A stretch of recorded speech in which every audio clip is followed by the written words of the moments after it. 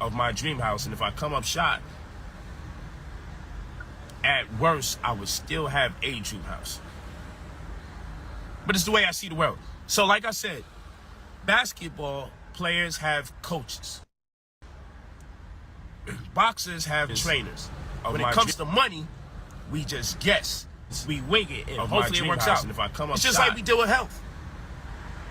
Now I'm talking about this because people always want to know, why am I paying you for the credit service?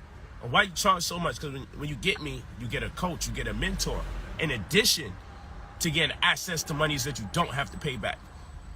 When you pay your $2,000 for me to boost your credit scores and leverage your results so you meet the criteria to be approved of monies that you don't have to pay back, ranging from 50 grand to 300 grand, with just one of our options.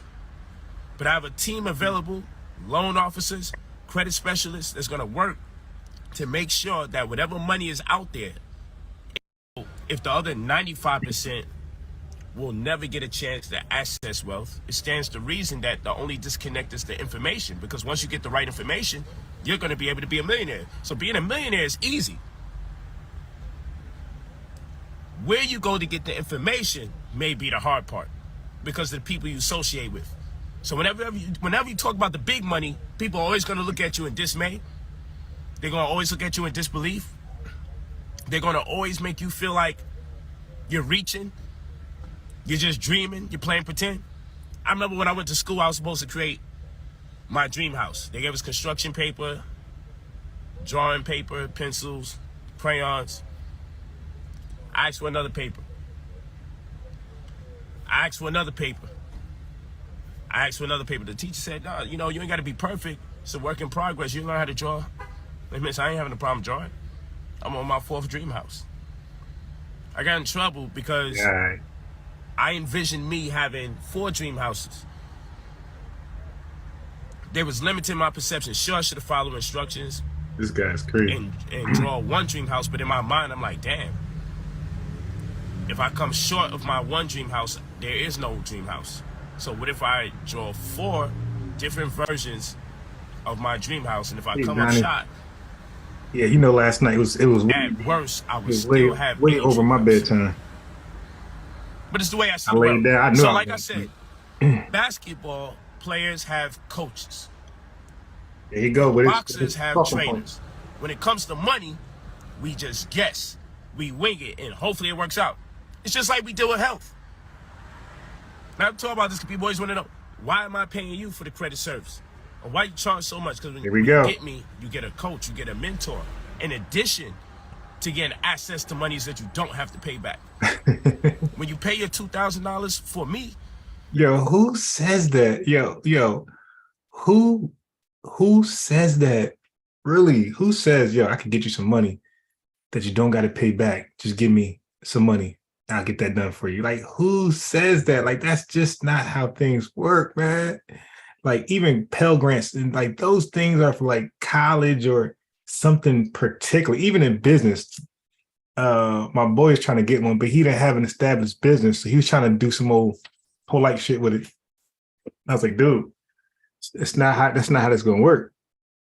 You know, especially if you're not spending it. If you do get the grant, if you're not spending it on business stuff that you, especially for the business you claim you have, you about to, you know, that's a paper trail. You're about to be in trouble, bro. You try and buy a car with the grant, all right, just don't say I ain't warn you. And he ain't follow up. He left it alone. To boost your that's a real friend, a real influencer.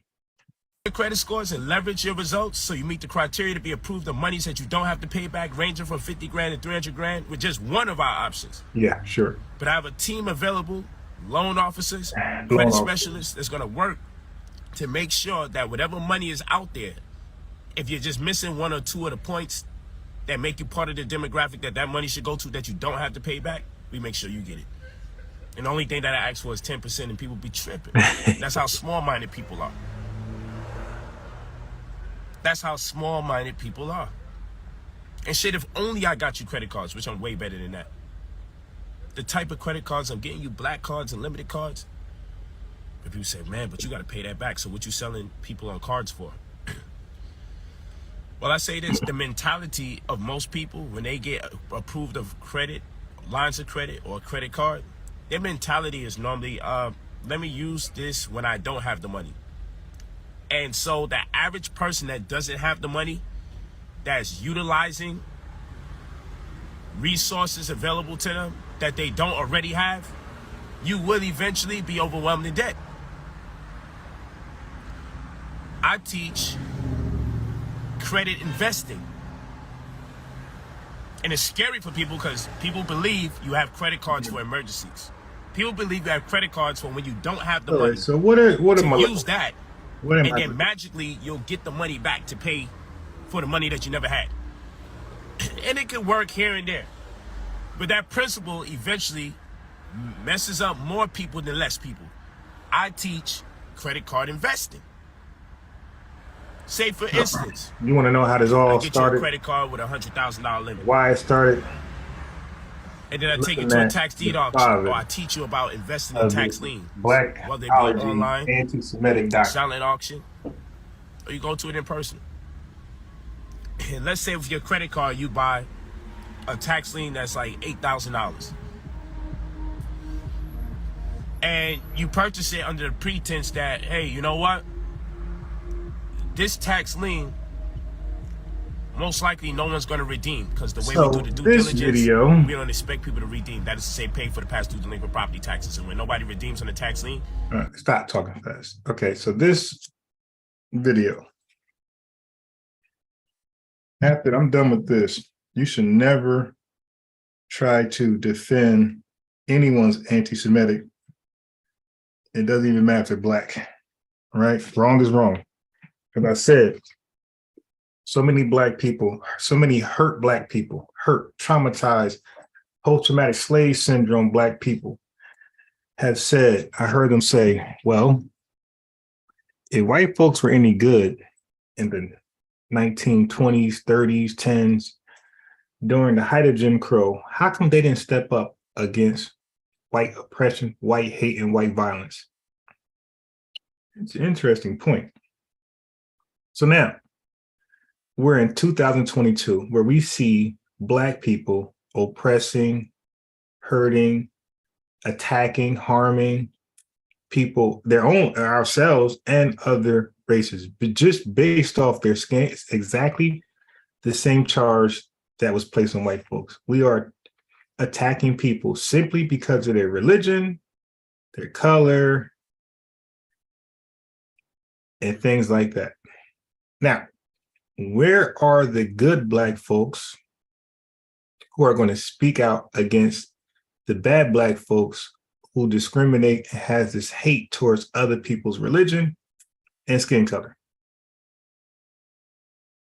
Yeah, you see the same percentage is standing up in 2022 in the black nation, race, group, same percentage basically as white folks standing up against their own at the height of Jim Crow.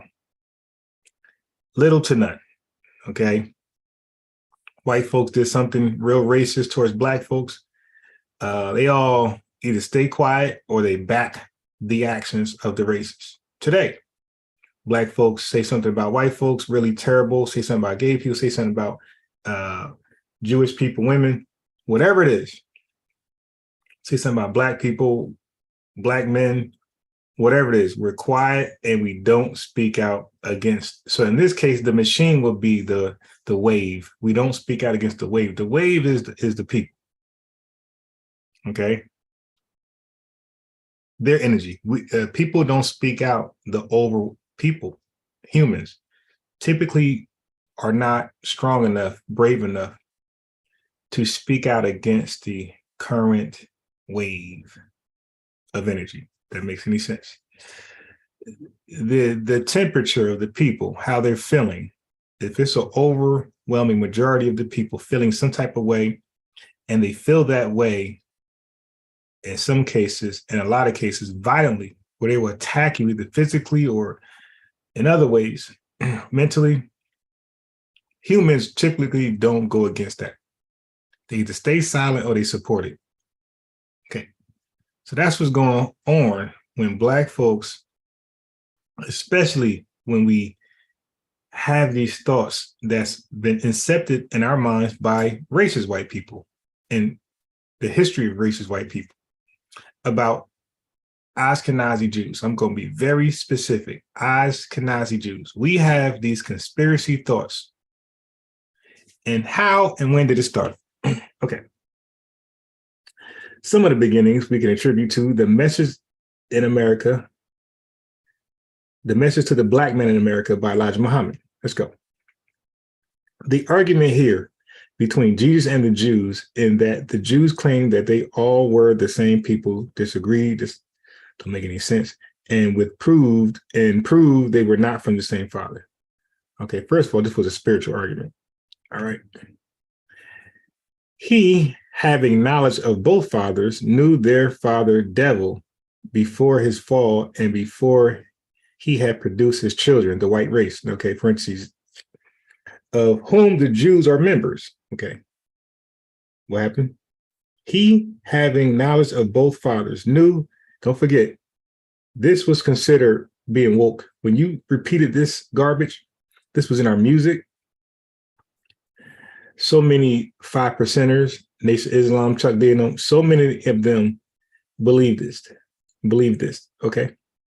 He, having knowledge of both fathers, talking about Jesus, knew their father, devil, before his fall and before he had produced his children, the white race, of whom the Jews are members. Here in this chapter, John 8, it shows there was no love in the Jews for Jesus, okay? No love in the Jews for Jesus. Okay. We know that's not true.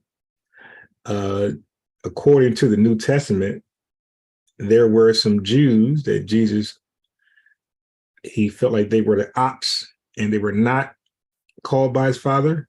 And there were other Jews that ate by the thousands who ate the fish, the bread, who asked for healing, and Gentiles alike that Jesus felt was worthy. Okay, so this would be considered being an absolute. I thought we were against this. No love in the Jews for Jesus. He didn't say so. That's not how Jesus speaks. Jesus make a distinction on what Jews he's talking about. Okay. The Jews are charged with tampering with the original scripture, adding to and taking from it. Now, this is Elijah Muhammad. The Christians are charged with poisoning the original scripture called the Gospel of Jesus.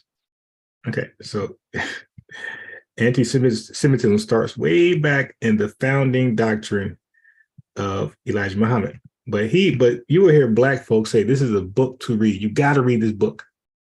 Sure. Okay. Both Jews and Christians are guilty of setting up rivals to Allah, God. Adam and Eve accepted the guidance of the serpent instead of that of Allah. Okay, so Jews in his mouth, and it's always negative.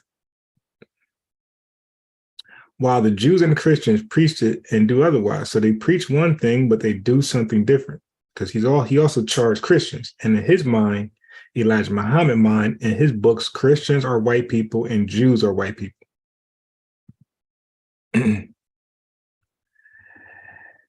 Okay, let's go further. The original scripture called the Torah, revealed to Moses, was holy until the Jews and the Christian scholars started tampering with it, doubling down. Okay. The Bible being tampered with by the Jews and the Christians has caused many divisions among the people because of their not understanding it.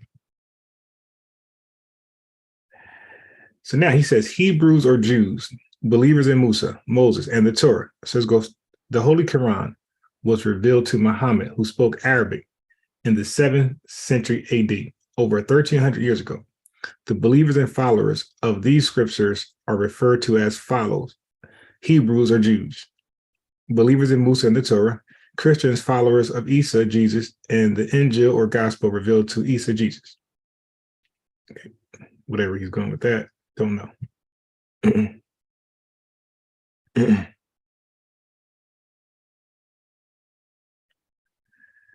There's so much stupidity here. Don't know if I'm going to read it.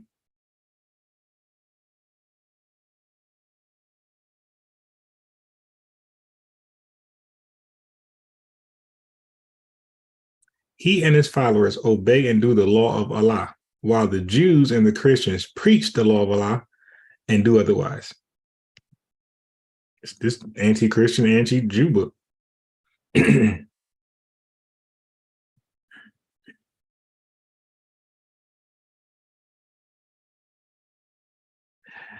Okay.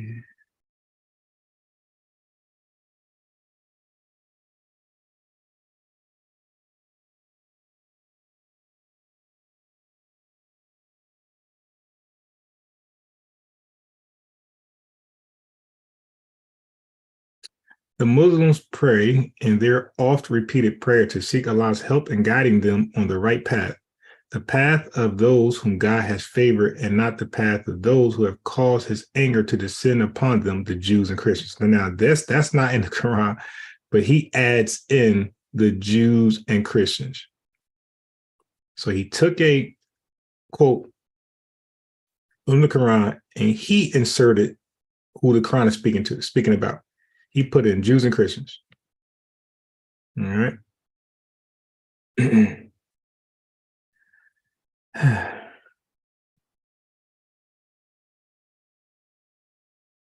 O you who believe, take not the Jews and the Christians for friends. They are friends of each other, and whoever amongst you takes them for friends, he is indeed one of them. Surely Allah guides not the unjust people. So he's proud to quote that from the Quran. Okay. A savior is born not to save the Jews, but to save the poor Negro. It's interesting because Farrakhan will come later and say that they are the true Israelites, that they are the true Jews. Don't know how that works.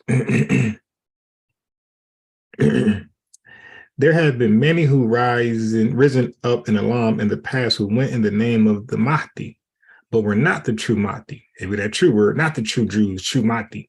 Even to the late Maulana Muhammad Ali, who also claimed himself to have been Christ.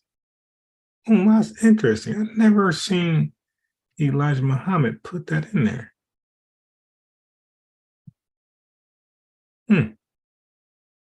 Who also the Messiah when he was among the Christians, the Jews, the Hindus, blah, blah, blah, blah.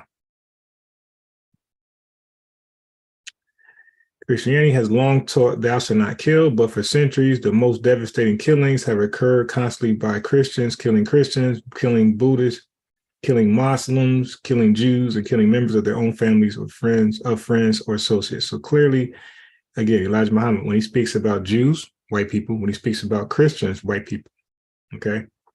He speaks about black people, he called them black people, so-called black people, or, Negroes, things like that. All right, so moving on. Let's go to exhibit. Let's get rid of that. Get rid of that. Let's go exhibit A. Peace, Timmy, Donnie, Crisscross, Cowbody, Keenan.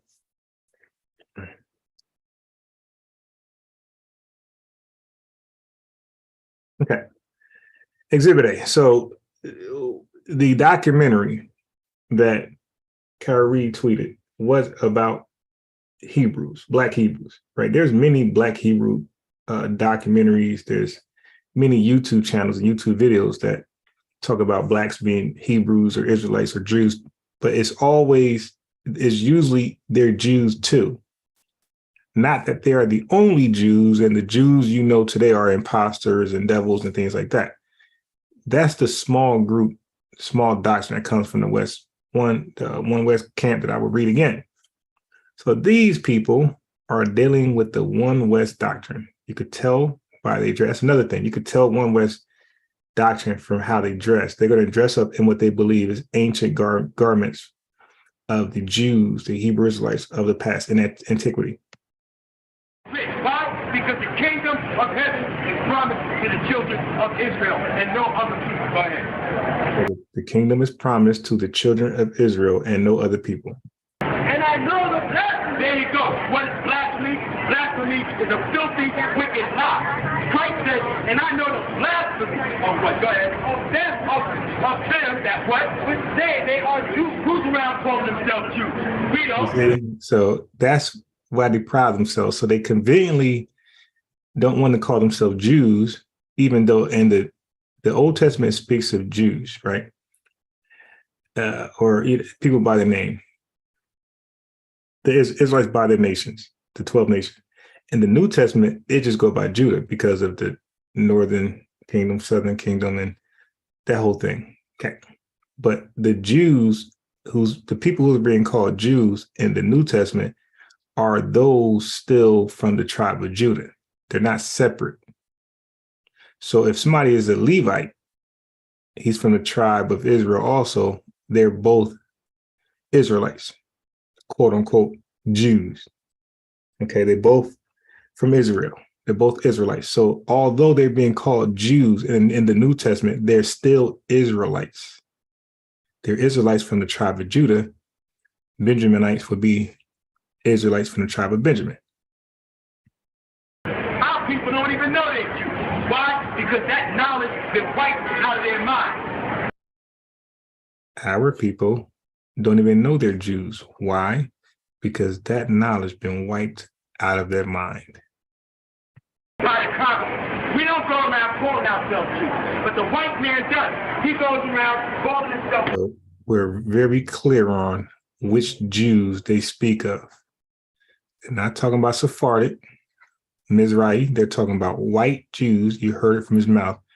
So don't come on here acting like it's a different narrative. It's the same narrative. Okay? This is called sourcing up.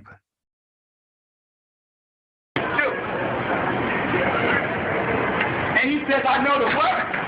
I know the blasphemy of filthy, wicked lie is what? Of them which say they are Jews. Of them which say they are Jews of what? So these brothers don't want to call themselves Jews because of that verse in the Revelations chapter 2 and chapter 3. So they want to be safe and call themselves Israelites when technically they're all one and the same. Because the New Testament don't even acknowledge other Israelites like that. It only talk about Jews from Judah. And are not, but are not. But who are they? What are the synagogues of Jacob? Who worship in synagogues? So you see this? Who worship in synagogues? So conveniently, these brothers read the New Testament. So they are really Judeo-Christians. So they're not going to adopt the term synagogue. They're going to adopt the term church, which you see all of them adopt. This is all convenient. So anything negative about certain Jews or Israelites in the Bible, it doesn't apply to them. Nation of Islam do not call their buildings masjids, or even temples for that much. They call their buildings conveniently mosques. Okay? So, yeah, the person who's late in the doctrine get to change up things so things won't fit them or things can fit them. Of course, you'll call yourself Elijah in 1960. That's easy. To act like you're a prophet from the Old Testament. So-called Amalek, the liar, blasphemer, who sits up there and stole enough. Anyway, when Jesus was talking to specific Jews, this is context, it's just a story. We're just talking about the story of the Bible. When he was talking to Jews all throughout the Bible, again, he was talking about specific Jews who did not acknowledge him as the son of the living God, the Christ. Okay. So those Jews who did not accept him as that, he said, yeah, you're from the synagogue of Satan. But there were other Jews who accepted him as the son of the living God, which was, we know from the 11 disciples and many other women, Mary and many other people. Anyway, let's move on. So what they're doing, they're taking one verse and they're saying all Jews of the past and even today, people call themselves Jews. He's saying them too. When Jesus was talking to a specific group 2,000 years ago, these brothers attach it to people today who call themselves Jews. So if the Quran condemns Muslims 1,400 years ago, does that also apply to Muslims 1,400 years later? Another man's nationality. You can't convert to another man's nationality through religion, through Judaism, or whatever you want to call it. So them brothers made it a clear. huge testimony for the Jewish people, and it's fairly well known that in the early steps of gathering.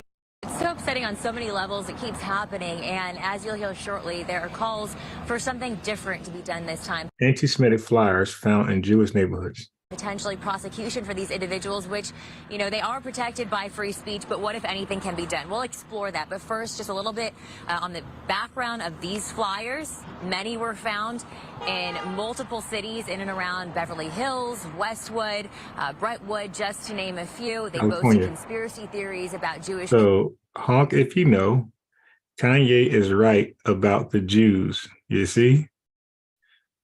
They're one and the same.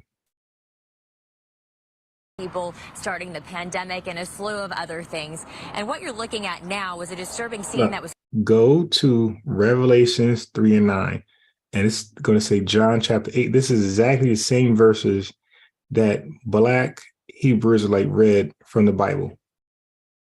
They have the same argument, the same talking points, the same anti-Semitic, hateful language. And it started from these guys. But because some sick Black people, some hurt Black people want to compete and be like, and really low key want to be like whites so badly that they take their entire belief system, their doctrines, their everything about them, culture, ways, and they paint it Black. And then they act like this is a Black thing. As we've seen from that Morris doctrine, the sovereign citizen movement. They add to, take away to make it fit them. Was captured on a 405 freeway overpass Saturday. That sign read, "Kanye is right about the Jews." Okay, so let's move on. Fox News at 5 o'clock. Don't celebrate the white man's holiday. Okay, so don't celebrate the white man's holiday. We have a new guest here, Solo, the Pro Cut King. Kyrie comes from a people that have no clue where they came from, why no other cultures have the concepts you are today. Yeah, Solo. Again, that's why I made the comparison. I said that Black folks always wondered why the so-called good white folks during the height of Jim Crow didn't step up and speak out against the violence against Black people. If there were any good in them. Well, today, the same question is applied to Black people. If there's any good in us, why don't we speak out against Black people who causes the same harm either to themselves or other people? Why do we stay silent? Why are we afraid? Why are we afraid to call the cops on gang members, right? Before it happens or after it happens, the Crime Stopper number. Why are we afraid to call? Because they're going to call you a snitch. And snitch is no different than the term white folks will put on you if you call out their BS. It was the NIGGER lover. So they throw terms on you to demonize you. So people step away from you. And then they go to terrorize you or possibly harm you. Okay, so this is what you do when you want to discourage people from calling you out. You call them terrible names, which has some meaning to it that defame you and leaves you out there by yourself. And if you get harmed, it's like, oh well, he deserves it, she deserves it, because they were an NIGGER lover, or you were a coon. Sell out. That's how that works. Peace. Ricardo, the brothers, God Body, Solo, and Teddy. Peace. Okay, so let's go further. So don't follow white man's holidays. From black separatists on the sidewalk in Philadelphia. We're in a battle here in our country to preserve what white America started from the get. To a national socialist in north central Pennsylvania. Do you believe that most of the evil in the world comes from Islam? Currently, absolutely. To an accused anti-Muslim group from Bucks County. Your NBC 10 investigators traveled to find what some call hate. According to the Southern Poverty Law Center, there has been a rise in hate groups since President Donald Trump's candidacy. Rise in hate groups, so just not one color. And election. Tonight, investigative reporter Mitch Blocker met face-to-face with the leaders of those groups. Hands on the wall. That's pretty part from Okay. Before we can meet And the this leader is Islam practice to search you down. So of the Israelite School of Universal Practical Knowledge at its Upper Darby headquarters, we meet his security. Once inside, we get his thoughts on President Trump. For many years, there's a lot of black people who didn't realize how deep the racism of white America was. And now that Donald Trump is in office, boy, it's clear now. Does he ever not wear shades? General Yohanna told us his black separatist group is thriving, growing since the November election, but he won't say how many members the group now has. I never say. That might be the only thing he has in common with Daniel Burnside. The leader of the National Socialist Movement for Pennsylvania, New Jersey, Delaware, and Maryland won't tell us how many people are in his ranks either. Hey, yo, they really need to live next to each other. Like, really. They will probably be the most peaceful people towards each other because they believe everything the same. Just a black way and a white way. Like, they really need to live in the same neighborhood. They could have their stuff right here, and then General could have the Jewish candles. They could just have fun with the Halloween clothes. But he tells us in Trump, his movement feels like it has a voice. I chose not to back him and not to breathe his name until he was elected because I didn't want to cause him damage. That's how bad I wanted him in there. What the Trump campaign and now the Trump presidency have done, in effect, is to normalize or legitimize a lot of the views of these groups. Right, the Southern Poverty Law Center calls you. Move on.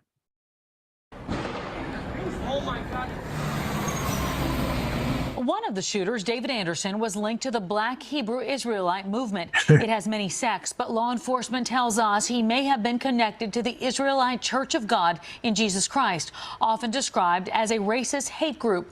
Pix 11's Mary Murphy went to the sect's Jersey City location on Wednesday. A law enforcement source told Pix 11 he became affiliated with the Israelite Church of God in Jesus Christ here in Jersey City, which was shuttered today. A statement provided to Pix 11 by the sect's attorney denied any affiliation. So this group right here, this is the group. This was the largest Hebrew Israelite group, the most popular. So Nega is responsible for the other ones being popular, but amongst Israel, right? Israel meaning the Hebrew Israelites, the black ones. Amongst them competing against each other to recruit and say that their camp has the most people, most influence, is doing the most work. This group was the most populous, okay? And even Sinetta helped couldn't make anybody more popular than this group. They had the most people. And their leader, if y'all remember, Sinetta had posted him when he found out about him. I've been know about him, obviously. Well, Sinetta got wind of him. He said, yo, he started laughing. He said, yo, this is the Hebrew Israelite polite, because he was very flashy. He got locked up for embezzlement. He was going to the money of his own organization, his own church, and spending it on himself. A lot of millions and millions and millions of dollars. Like, again, it's like with the biggest Hebrew Israelite group. So that brother comes from this group, but they threw out something saying, nah, he'll rep us. Affiliation with Anderson. That leader died once COVID. This is 2019. The leader was in jail by this time, but the group was still big. He died. He got COVID-19 in prison. He died. Or his murderous colleague, Francine Graham. It said, quote, "We emphatically denounce their deplorable and unspeakable actions and offer our heartfelt condolences to the family and friends of the victims," end of quote. The statement also denies it's a Black Hebrew Israelite organization and says, quote, "We are not a hate group." All hate groups say they're not a hate group, okay? They just speak the truth, right? Give you history. What, that's dinosaurs? No. We started out as men and women. We were dinosaurs first. That's not true. What you're dealing with, I believe what you're dealing with is Darwinism, right? Now, do you know, now I'm going to tell you something. Now, I've just talked, now we both agreed on one thing, right? We both agreed the Lord of the Bible was a man of color. We agree on that. No, we agreed that, like, what we did agree on is that certainly Judeo-Christian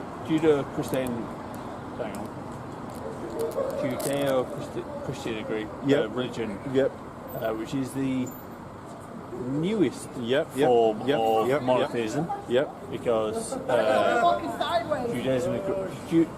Judaism existed before Christianity, right? What are you filming? Are you filming a video?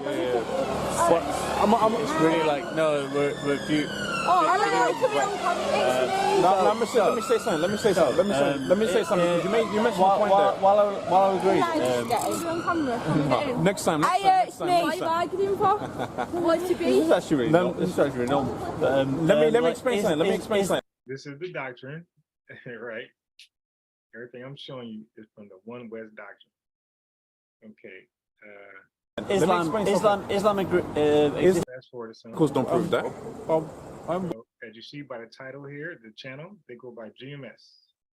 Great Milestone, and they are like, there's no Hebrew Israelite camp that's more violent than them in their words. They are the worst. Okay. Most Hebrew Israelite groups that's not GMS, they all condemn GMS. That's how bad GMS is. If that Israelite group is not affiliated with GMS, they condemned it. You have lines of Israel, you have all these type of Israelites that don't really condemn each other like that. They just never speak on each other. But when it comes to GMS, they all condemn GMS. Like, that's how bad and extreme GMS is. But let's go on. Came from fruition in British colonial abolished in 1807 and slavery itself in. God is love. Is it not written? Oh, really? Since when? That's Esau talking. Since when? This is GMS. These are the founders of the Hebrew Israelite camp. They also come from One West. So these people, General Yohana, the guy, Tazadakia, that had the largest group, they got locked up. And the guys in purple and gold and the guys in all white, they all came from the same school, which was ISUPK originally. So Tazariak has the original school. He has the original, he's part of the original One West camp. Everybody else who shares part of that doctrine, they are different sects. They're different branches that took the same doctrine, ideology, but added, subtracted. But Tazariak, he has the original One West doctrine. It's a GMS. They have the original, well, they started to mix it up too, but this is GMS. This is the most extreme. I think everybody will agree that this is the most extreme Black Hebrew Israelite. Since when has God been loved? Since the beginning. Okay, so is that the same love that you showed putting so-called Negroes in slavery? Go to Genesis. They always go to slavery. They change the subject and say. Was that the same love you showed massacring Native Americans and taking our land? Hey, I have Native American in me. Hey. Genesis chapter 25, verse 19. I'm not even going to deal with that, man. And these are the generations. He's like, I got Native American in me. Oh, fuck. I'm not going to deal with that. Isaac, Abraham's son, Abraham. Again, these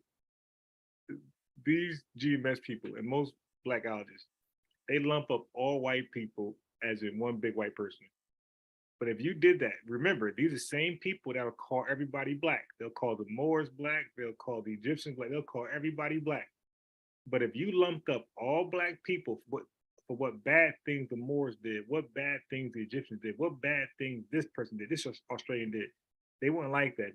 If you lumped up all Black people for a bad thing or two that a particular dark person did, they won't like that. But they constantly lump up all white people into what one white group or ethnicity did. And begat Isaac. And Isaac was 40 years old when he took Rebekah to wife, the daughter of Bethuel the Syrian of Padanaram, the sister to Laban the Syrian. And Isaac entreated the Lord for his wife because she was barren, and the Lord was entreated of him, and Rebekah his wife. Get it up, like Joe Clark. And the children struggled together within her, and she said, if it be so, why am I thus?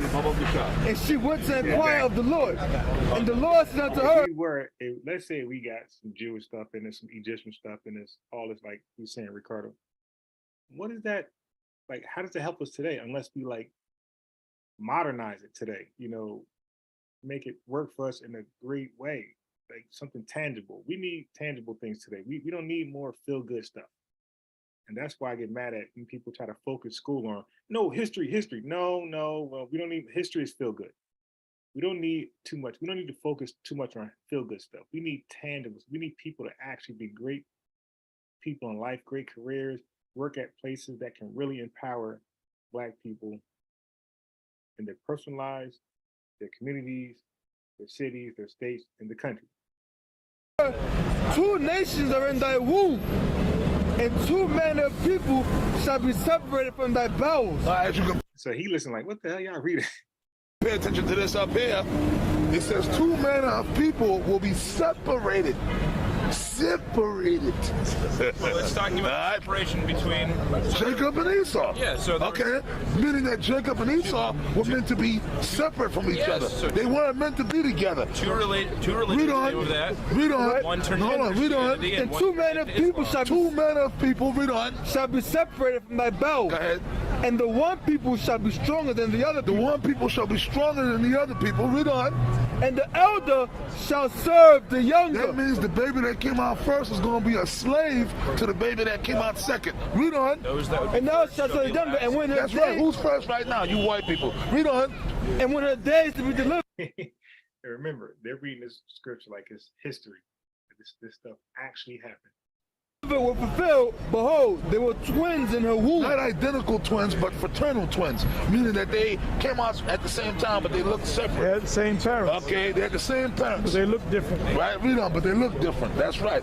If you don't know, this is the Esau doctrine. This is how the One West Hebrew Israelites, the people who believe in that doctrine, the One West doctrinated Hebrew Israelites, this is how they identify white people in the Bible. They say white people come through Esau.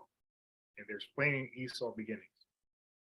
And the first came out red. And the first came out red. Look, come on, read. All over like a hairy garment. And they called his name Esau. That's you, my man. Look at you, you're red and hairy. Okay, and I know you.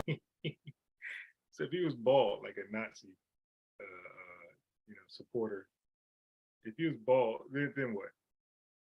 The breakdown. And look, the breakdown is when the baby came out. He read it again. Yeah. And the first came out red all over, like a hairy garment. It didn't say it was hairy. Yeah. Okay. It said the first came out red. All over like a red hairy garment. Like a red hairy garment. Because what they used to do, they would take the heifers, the red heifers, and they would cut the skin, and then what they would do is they would dye it red. Well, you know what that is, brother? Is Ezekiel somewhere in Ezekiel? It said Israel used to make garments like coats, and they would take a red heifer, then they would dye it red, so it would be deep red. So when Esau came out, all right, he came out deep red. He was that, all right, the skin color. Now, if we look at you, you don't have any skin color. You're not white, of course, because you're translucent. He's paid. Yeah, exactly. Okay, go ahead and read it. Go ahead and read it, brother. Your skin makes up your color. I'm sorry. Go ahead. Exodus 25:5. And ram skins dyed red, and badger skins in shittim wood. Read that again. Exodus. You got to read up above it. Read above that. 25:1. And the Lord spake unto Moses, saying, Go ahead. Speak unto the children of Israel, not Esau. Go ahead. That they bring me an offering of every man that giveth it willingly with his heart. You shall take mine offering. Go ahead. And this is the offering which you shall take of them: gold and silver and brass, and blue and purple, and scarlet and fine linen and goat's hair, and ram skin dyed red, and badger skin. And ram skins dyed red. They also did it with the heifers. They would take the skin and they would make a coat out of it and they would dye it red, so it was deep red. Yeah. Okay? Now let's go back to and give me the Bible dictionary, They was man. talking about primarily because little babies ain't hairy, but they was talking about the skin color. See, that's how we used to break it down. Yeah. But when they grow up, it gets hairy. When they grow up, they get hairy. Yeah, when they grew up, really, they was talking about the skin color of the baby. No, I hear you. Now you are red. You're a red man. Why? Because the elder said your skin is translucent. Yes. So the blood that shows through. I'm not trying to insult you. I'm You're telling not. the truth. No, it's fine. We're trying to educate you. Educate. Enlighten you. I appreciate and it. we're literally trying to educate you. The word educate. This is some of the rhetoric in that video, that documentary that Kyrie tweeted. It means from within to bring out.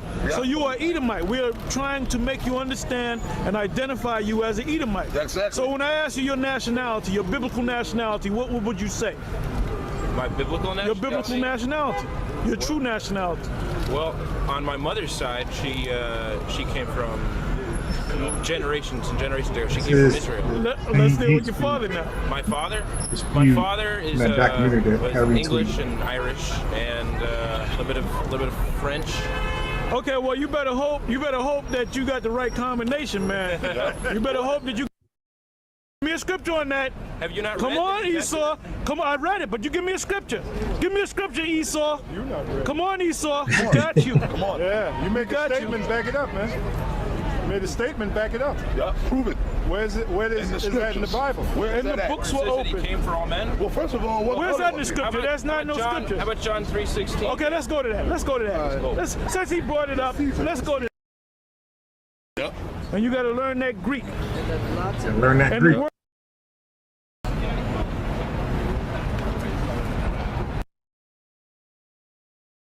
I'm letting the scriptures speak. Okay. Matthew chapter 1 verse 21. And she shall bring forth the son, and thou shalt call his name Jesus. Let me ask you something. How did Mary have the son? hold on. Did Mary have to have sex with Joseph? This is GMS. I found this Bible. See, he don't know that, man. Well, yeah. Okay, well that's Didn't good. have to. I mean, the power of God transcends any need. Okay, but yes, okay, good. Well, good. Well, one for the Edomite. Kudos for you. Kudos for the Edomite. He's a higher level than certain. I have to take off for a bus in a few minutes, but okay. And I really do appreciate what you guys are doing, because I know you're spreading the word. I gotta subscribe to this channel so I don't lose these videos. Some projects and stuff. And pretty much So this is the guys who were talking. We say GMS, these are the four fathers, with at least three fathers. 1, 2, 3. And there's one more. The dark-skinned dude, the black dude who was talking, he's not in this video. But here, this guy, and the dark-skinned guy that was talking in the last one are the four fathers of GMS. Obviously, they were witnesses and they saw what happened. And basically, they're saying, look, those are niggas. You don't got to believe in niggas. But that's one more step closer to martial law. Actually, Barack Obama, he wasn't going around telling people that he was an Israelite. The witnesses didn't mention anything about Israel. It's just like it's like the camp.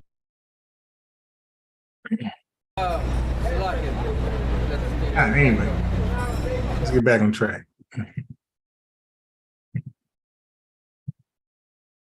No. Move up, God is love. All right. Let me pause that.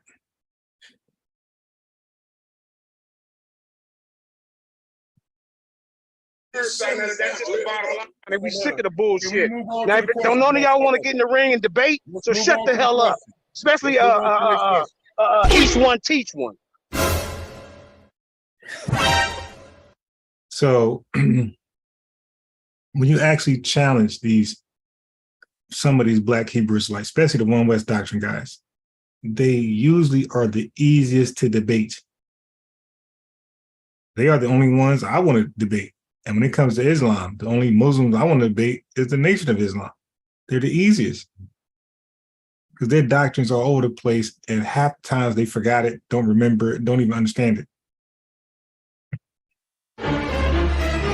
So that's just the bottom line, and we sick of the bullshit. Now, don't none of y'all want to get in the ring and debate, so shut the hell up. Especially each one teach one. Nigga. The nigga is nothing. Right here, You brought up that book, We the Black Jews, and that book is that book about all black people in America. There's two questions here. Is that book about black people in America, that we the Jews, and in that book does he say that he's a black Jew? But this is what this is what he's tweeting. This is what you guys, we must defend Kyrie. This is before the 6th demand. So don't try to switch it up, people. I'm defending Kyrie on the 6th demands of the Brooklyn Nets. No, we're not. No. You guys were defending him before the 6th demands of the Brooklyn Nets. All right. So we're talking about before that. Okay. Before the 6th demand. We're talking about when he got all the backlash for the tweet and his responses.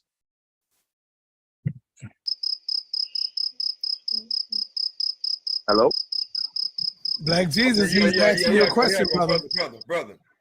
You need to watch the damn video that accompanies this book. So he told Rob Bourne that Rob Bourne needs to watch the video. Rob Bourne needs to purchase the book. Like, this is how arrogant they be. Dr. Buchanan even debated a white Jew regarding the foundation of his book, and in the video, and white Jew. So there's black Jews too. Y'all got to make your mind up, because you hear the Jews. If there's a black Jew, then wasn't that verse okay? If there's a black Jew, then when you read Revelations 3 and 9, again, wouldn't that be cursing black Jews too? So why when they read it, they think it's only cursing white Jews? So there wouldn't be any other Jews other than white, right? If you believe that, which is we read from Elijah Muhammad, in which many. So are there black Jews or they're not? Because he said, well, who call themselves Jews? Who has synagogues? Well, if there's black Jews, then wouldn't they fit that bill? In the book, brother, and in his documentary about why he wrote the book, of course he was saying he's a Jew. And he says that he's a Jew, and that's why he wrote the book, brother. Why do you guys? I'm gonna stop. Okay. But my brother is brother. But my point is why do you all ask questions like you all know what the hell you talking about? Why do y'all do that? Why do you all deceive, brother? Why do you all deceive people like you asking a serious question that's going to challenge me? Now you see now. You done fucked up, you know that, don't you? I see what I'm saying. I thought. No, so you know what I'm saying? That you done fucked up now, you know that, don't you? Yeah. No, you done fucked up, don't you? No, don't So read it. Go ahead and read it. Okay, this is the book he's talking about. We the Black Jews, right? Right, the page before is the introduction.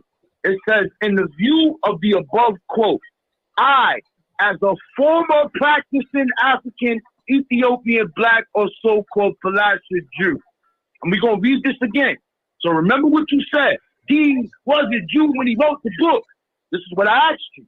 He says, in the view of the above quote, I, as a former practicing African, Ethiopian, black, or so-called Palestinian Jew, ask, why have we changed from Ra and Osiris to Jehovah and Allah? I have answered my question by assuring you that this volume contains only historical facts about African, Ethiopian, philosopher, black Jews. He's not talking about the black people in America. It is definitely not an endorsement of this theosophical teaching of Judaism, Hebrewism, etc. Since Judaism is the first step from the Nile Valley where it came from. What are you talking about? You never read this book? You never read this book? You didn't do anything. Bro, get up out of here. Yeah, that's what happens when you actually ask Kyrie questions about their doctrine, their faith, their anti-Semitic remarks. When you ask the Hebrew Israelites about what they believe in, that's how they all sound afterwards. Once they believe in a whole bunch of stupid stuff that's not even well put together, and when you put it together for them and explain it, they get quiet and they get goofy, like you see me do all the time with them, and all the time with the Nation of Islam. I'm like 100-0 versus Nation of Islam. I'm like 7-0 versus Hebrew Israelites. But lately, I don't know if you know, but lately I've been debating Hebrew Israelites on their doctrines that they say come from the Bible and destroying them. All right, mute him, son. What did Hitler say? He said that the Jews were controlling everything and that they were the reason why the world had all the problems. It was. So he said, "What does Hitler say?" So now Hitler's a great source, great reference. All right, now let me ask you ain't know anything about the transatlantic slave trade? I do know some shit. Do you know who funded the transatlantic slave trade? The Jews did not. Okay, I got you. Now let me ask you.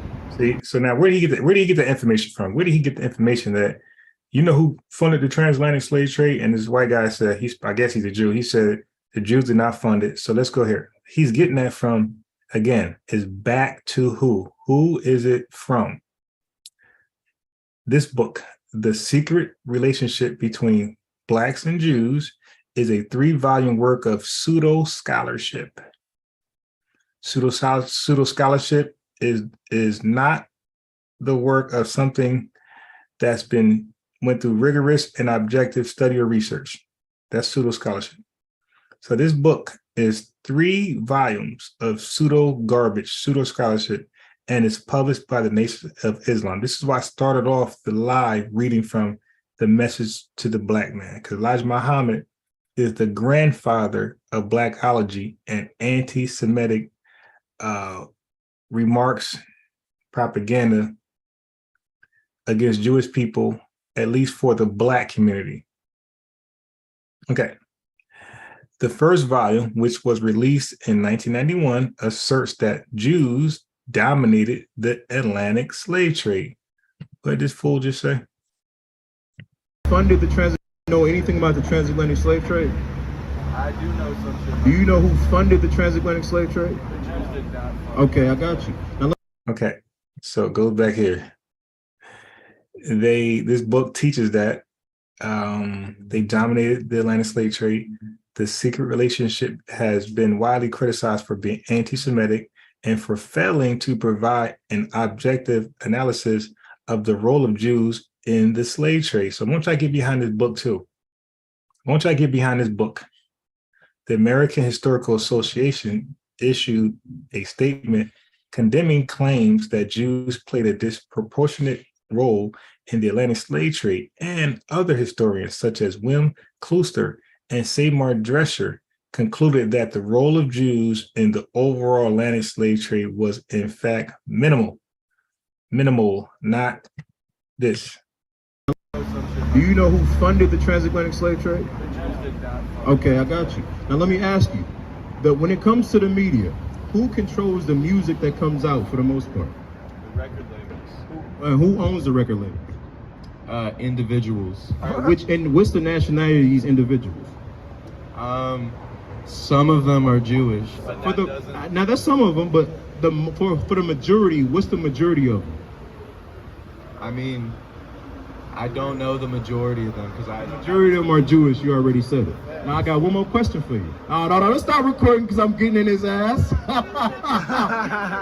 I got another question for you. When it comes to the insurance companies, who owns the insurance companies for the most part? Go ahead.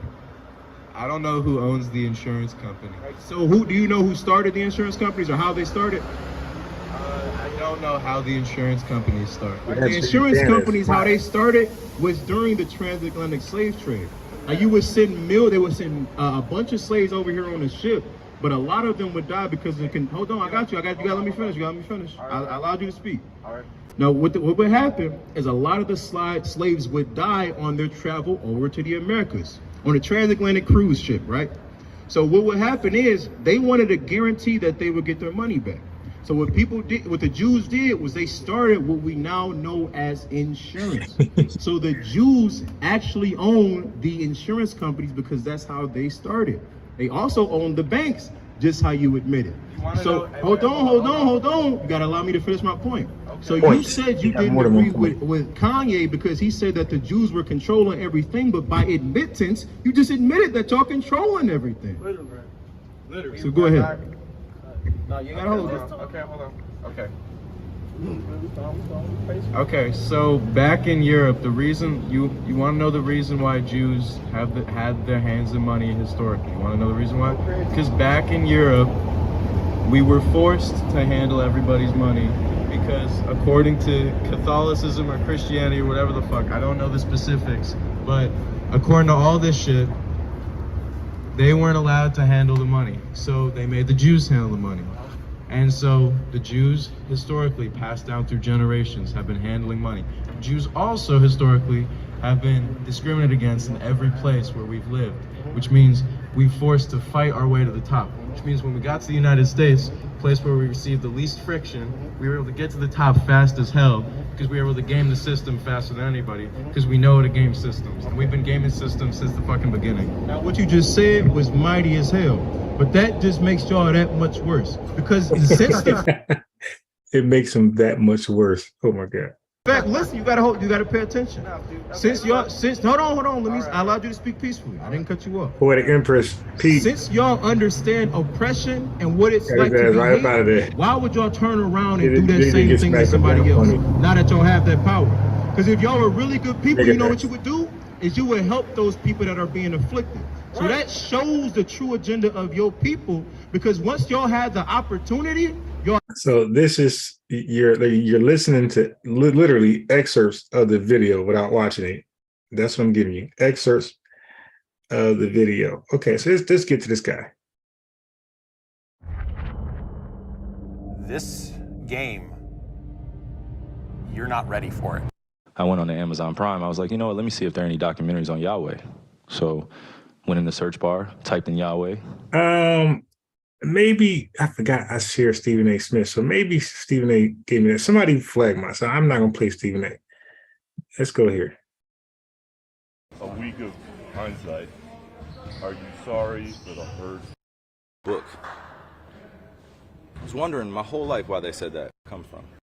Listed among falsehoods. I was wondering my stand where I'm going and where I come from. Now I'm 30 years old and I know reading. I was wondering my whole life why they said that. Now I'm 30 years old and I know reading is a superpower because it helps me understand. The documentary listed among. Look at that ring. There you go, Kyrie. He's Jew. He's Pan-Africanist. He's Black Hotep. Falsehoods. It said the Holocaust didn't happen. Do you believe the Holocaust those falsehoods happened? Are unfortunate. We had to practice racism. No one said we had to treat each other like garbage. 60 years ago, 40 years ago, it's still going on. It was a documentary that I had nothing to do with. Respectfully, to speak on something that was a documentary that I had nothing to do with. I didn't make it.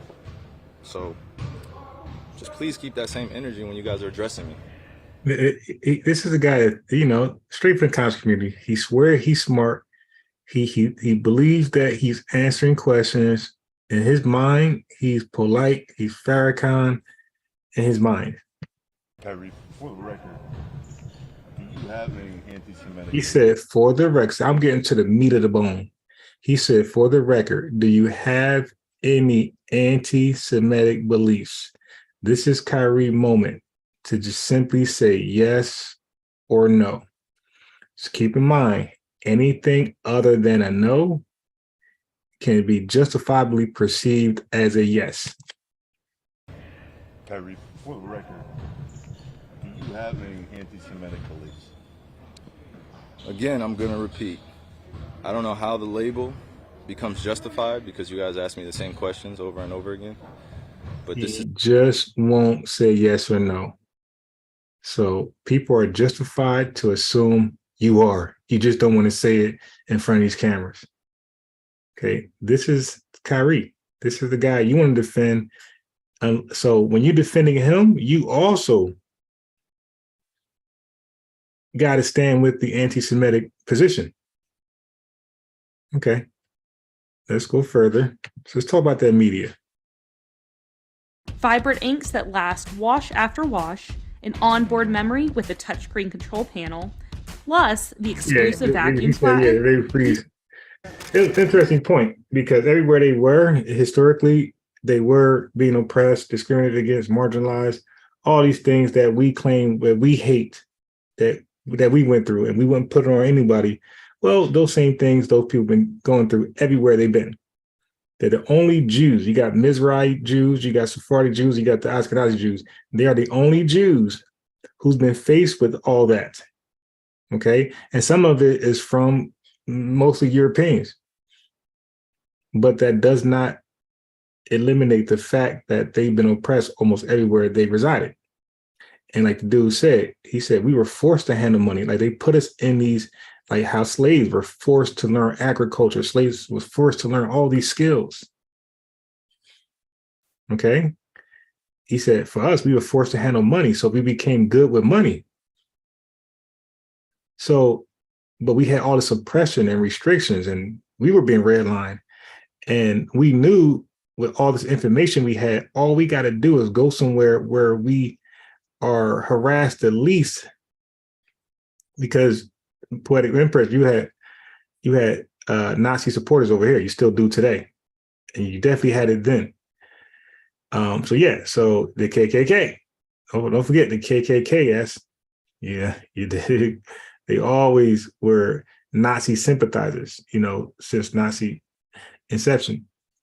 So yes, when you come over here in this large white male ran country, you're going to have a lot of racist people who empathize and sympathize with Nazi Germany and share the same thoughts. So yeah, so that means he got it over here too, but it wasn't as it wasn't worse than the other places. So he said, as soon as we got less restriction, we flourished. In other words, we would have been flourished, but we were being held back. Black people were flourishing when the restrictions were being loosened. Okay. We're flourishing early 1900s, 1930s, 1950. We're flourishing. But once we lost it, some of us lost that push to do great and be great and focus on STEM. We started going to sports and other BS. We were headed towards where the Jews are today. We stopped.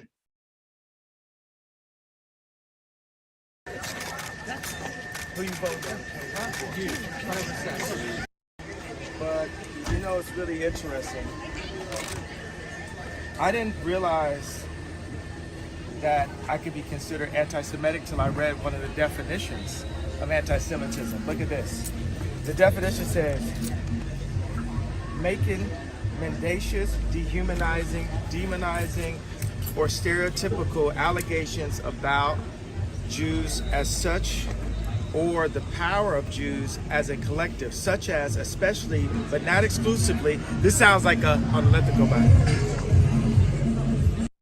Wording that's in the contracts, right? Indeed. Okay, it says, such as, especially, but not exclusively, the myth about a world Jewish conspiracy or of Jews controlling the media, economy, government, or other societal institutions. But isn't that what you said? That Jews run everything? Yeah, but that actually is considered to be anti-Semitic. Right. So I didn't... You know, I mean, you might think you're right, but I think, you know, there's a whole world out there that's condemning you for what you said.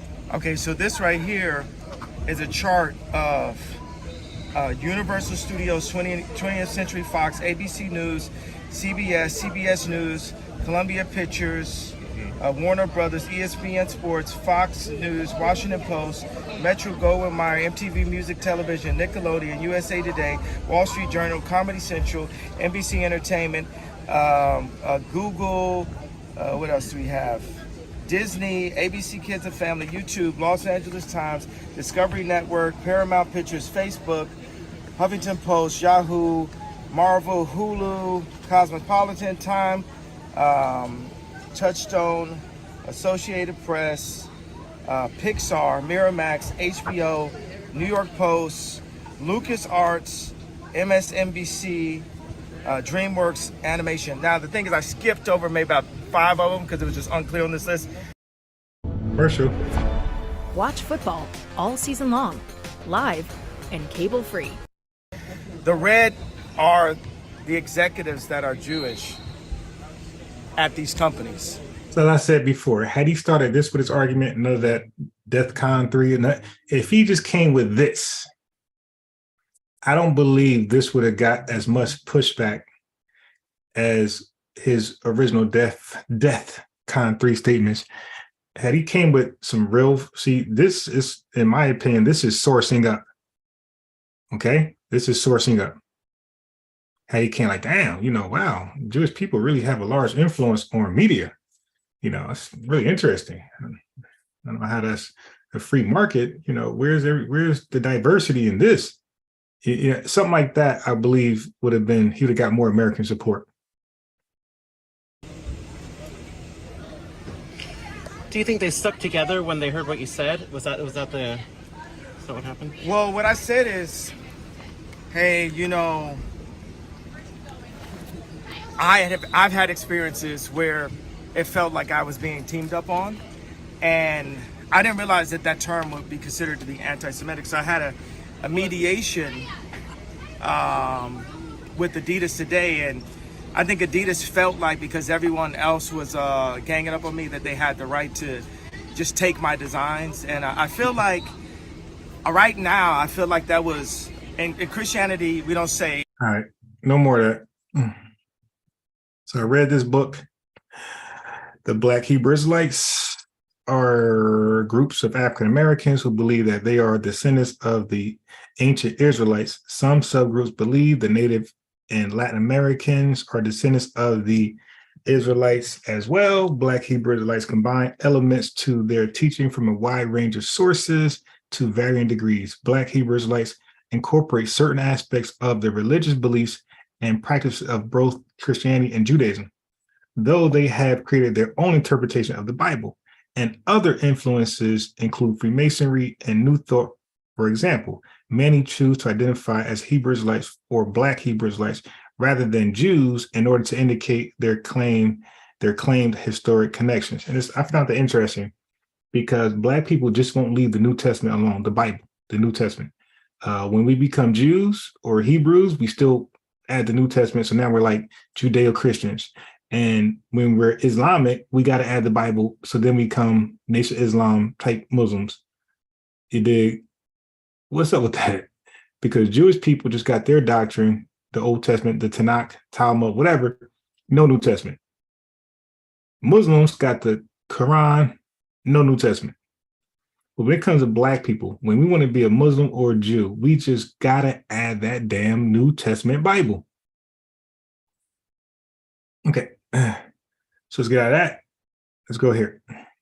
The One West camp is a subdivision of Hebrew Israelite groups that believe in the Old Testament, the New Testament, and the exclusive identification of the 12 tribes of Israel with ethnic communities of Black, Latin American, and Native American descendants in the Americas. Okay, this says nothing about Ashkenazi Jews. It says nothing about Sephardic Jews. It says nothing about Mizrahi Jews. So that statement is literally anti-Semitic of all definitions. Because some of you Black people like to play words. Oh, look up anti-Semitic. See, there's more Semites out there. Well, guess what? This didn't include no Semite. This is the definition of anti-Semitic, okay, at its finest.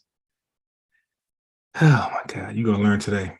The movement is named after its first grouping, which was located at 1 West 125th Street in Harlem in New York City, then known as the Israeli School of Universal Practical Knowledge, which is known as ISUPK today.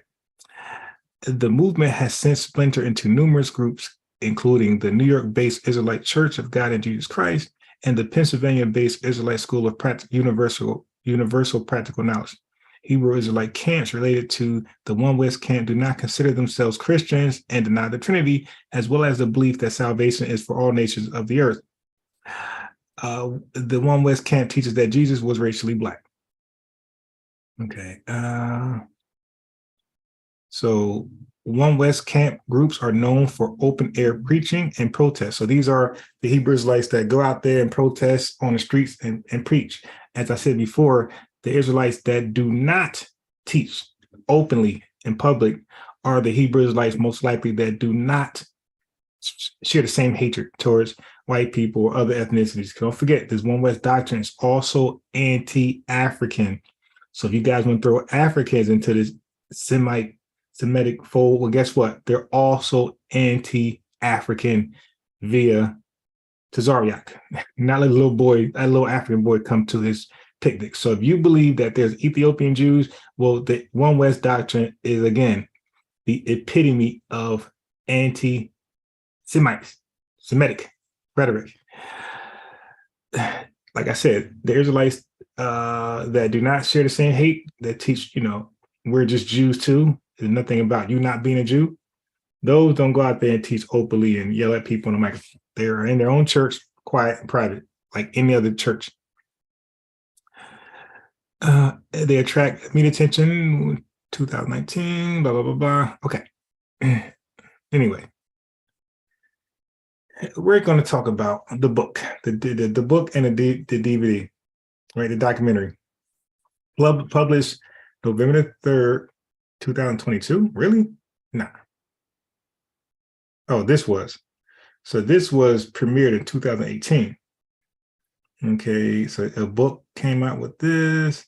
The film Hebrews to Negroes, based on director Ronald Dalton Jr.'s book series of the same name, is a 3+ hour effort to prove the Black Hebrew Israelite belief that certain people of color, including Black Americans, are the true descendants of the biblical Israelites. That's anti-Semitic in this language, true. Not that we are also Jews. You heard that? I know you're listening. So their argument is not we're Jews also. We are the true Jews. The film promotes belief commonly found among anti-Semitic and extremist factions of the Black Hebrew Israelite movement. So BHI is Black Hebrew Israelite. So BHI for now on, including claims that modern Jews are imposters. See, you're saying the Jews, Ashkenazi Jews, are imposters who stole the religious heritage of Black people and have engaged in a cover-up to prevent Black people from knowing their true identity. I believe they're talking about Sephardic and Mizrahi also, because they're not on the chart. While much of the film deals with historical and genetic arguments about various racial and ethnic groups, it includes extensive anti-Semitism, including claims of a global Jewish conspiracy to oppress and defraud Black people, allegations that Jews are in part responsible for the translated slave trade, which was just debunked, and that the claim that Jews falsified the history of the Holocaust in order to conceal their nature and protect their status and power. So they lied about the Holocaust. Embellished. The film also amplifies long-standing anti-Semitic tropes about Jewish power, control, and greed, including false claims that Jews control the media, and disputes the identity of modern Jews, claiming they are religious converts who descended from the Khazars, which is fake. I got something for that. Khazars have no historical connection to the land of Israel, so Jews are not, Ashkenazi Jews are not Khazars. That's more fake news, pseudo scholarship.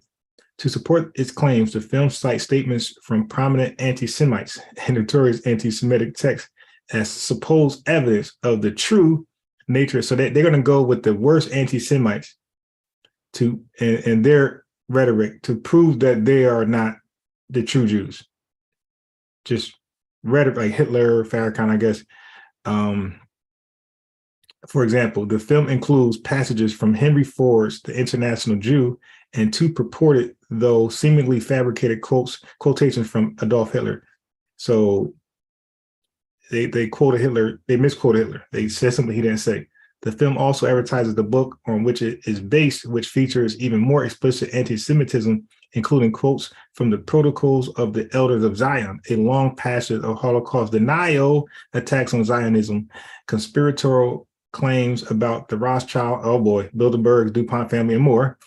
In October 22, professional basketball player Kyrie, blah, blah, blah, so Kyrie got involved in this.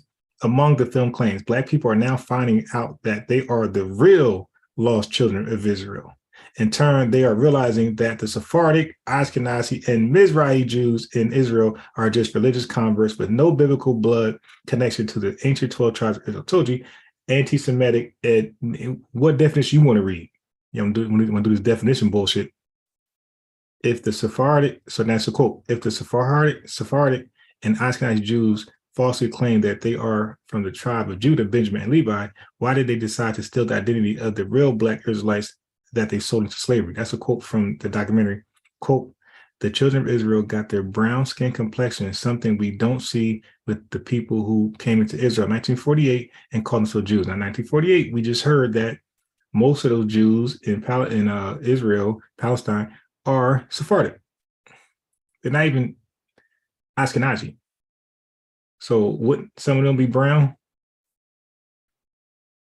The seed of Edom, this is Esau, the seed of Edom, the seed of Cain, the synagogue of Satan, and Lucifer himself, and are the major confederate that has been against us for a very long time. Quote, in school, we are never taught about the Jewish slave ships that brought our West African Negro bounteous ancestors to slave ports owned by the Jewish Newport World Center of Slave Commerce off the east coast of North America. So Jew. The Jews have established 5 major falsehoods which work to conceal their nature and protect their status and power. To wit, number 1, the Jews are Israelites and thus God's chosen people. That's one thing they put out there. Number 2, they put out Jesus Christ was a Jew. That 6 million Jews were killed in the Holocaust during World War II. 4, that all this is all like, so they claim this is racial, this is propaganda bullshit from Jews. They're claiming that all races are equal, or that all are brothers, and that Jews are just another religious group. Quotation from a 1978 anti-Semitic text published by Walter White Jr. titled The Hidden Tyranny. So this is their sources. You talk about cherry picking. So they go Google just anti-Semitic films, anti-Semitic authors, anti-Semitic people, and they just use them. Hold on.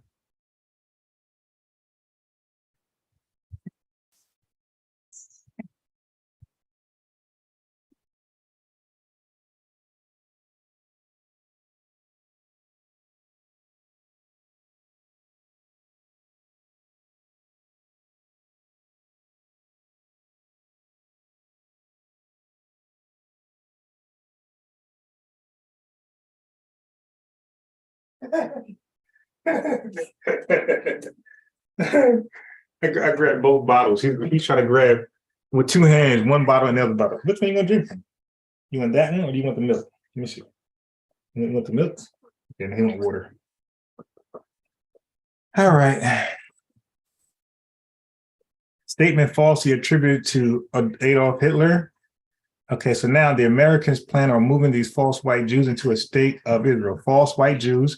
So stop with your own narrative that they're trying to be Jews too.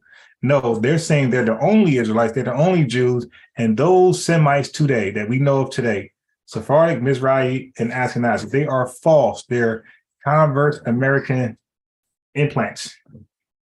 Because the white Jews know that the Negroes are the real children of Israel, and to keep America secret, the Jews will blackmail America. They will extort America. Their plan for world domination won't work if the Negroes know who they are. Fabricated quotation, false attributed to Adolf Hitler. So they add that.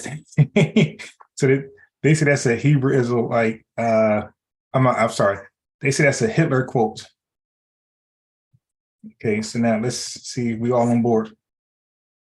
Yes, little unbiased. Corey the Atheist, I've been watching your show. Why you do the whole time I hate the military niggas. Berber Wars. The Watcher, peace. Yeah, I fell asleep. Yeah, The Watcher and Stu Peach. I already know. Y'all should already seen it. Yeah, I hung the best I could last night. I was hoping y'all said, all right, man, let's wrap it up. Because I'm about to go to sleep. So I went on mute and I listen, 11:25. I looked at my time. That is way over my my sleep. You dig? I'm like a 10 o'clock guy. I was holding on. I said, no, let them just take it away. That's why I posted a link in the chat, the phone number. Y'all was able to add who y'all want, get off when y'all want. But I was gone. Corey Peace, The Watcher. Have you read the Talmud? It's heavily against Black people. No, Poetic Impress, but I heard some things. But Poetic Impress, I do know this. I found out, ex-architect told me first. He said, I'm biased. Yo, almost everything you ever heard come from the conscious community. He said, just get it out your head and just assume it's bullshit. He said, because almost everything we look back on and research and vet and take a second look on, we see is all bullshit. And as you see now, Concrete Corey will tell you, Chief Bex will tell you, everything we're looking back at now that was taught, once taught, we see, oh yeah, damn. So Sabi is not a doctor. So Europe is not a doctor. So Sabi ain't cure nobody. So Dr. Ben is not a doctor. Wait, what? You know, yeah. So and all these claims, because Dr. Ben made it, like Chief Bex video had stated, Dr. Ben clearly was under the impression that the Egyptians were black. So I like what Corey and them said, Chief Bex said. Some people could change it and take away race all they want. Now, there's nothing wrong because science corrects itself. There's nothing wrong with adjusting your argument. But you got to first point out the old arguments as bullshit. You got to first say Dr. Ben, Dr. Whatever y'all want to call him, Dr. Ben was on some bullshit when he said the Egyptians were black. You got to first say he was on some bullshit and he was misinforming people no different than the white historians you say were also misinforming. Dr. Ben was also misinforming. Okay, so if there's no color now, that means the Christians were right when they say Jesus don't have a color. When they say God don't have a color, they were right. Because now we're on some colored society. I got no problem with that. But just give other folks credit because they said it first. All right. Yeah, so I don't know what the Talmud says. If there's any racial stuff in there, cool, point it out. But I heard some stuff. I'll definitely say I heard some stuff. But now looking back at the conscious community, it's a bunch of stupid niggas. I was boycotting the N-word. Damn, it's your fault, Poetic. The conscious community is a bunch of high school dropouts, middle school dropouts, people with all type of felonies, and they decide to pick up a book in prison, or somebody in prison shared knowledge with them. Somebody who came from prison shared knowledge. So whatever it is, it's prison babble.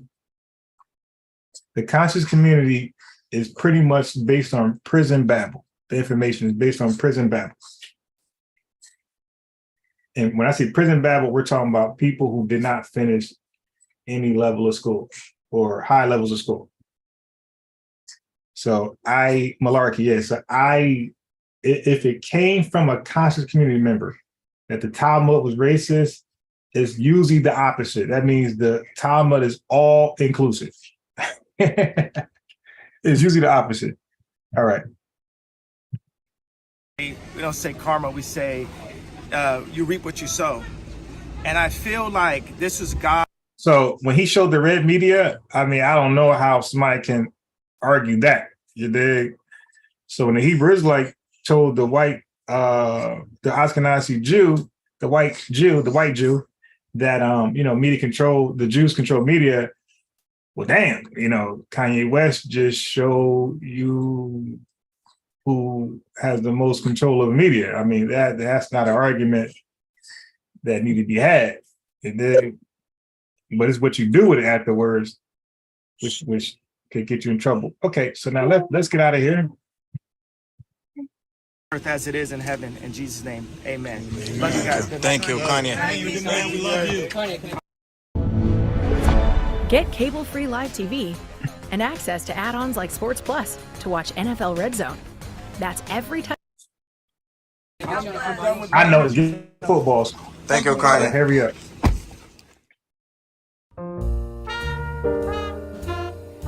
All right, so this is what we didn't see. This is when I was supposed to show class. Wait. Before I do that one, let me show you how we got there. We got there by here.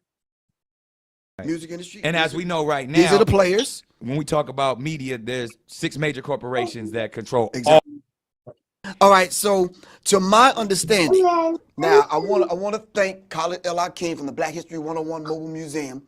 He has set up a talk. Now here's the problem with people like Nick Cannon, Kanye, and Kyrie. they make a lot of money, so they really don't take advice from somebody who probably make significantly less money, like myself. So if I was cool with Nick Cannon, I said, yo, Nick, do not interview Mr. Griff. The dude got kicked out of his own group, Public Enemy, for anti-Semitic language, remarks. Dude, do not have him. This dude is a cancer. He ruined his own career, and he ruined the career of Public Enemy, which was a dope musical rap group.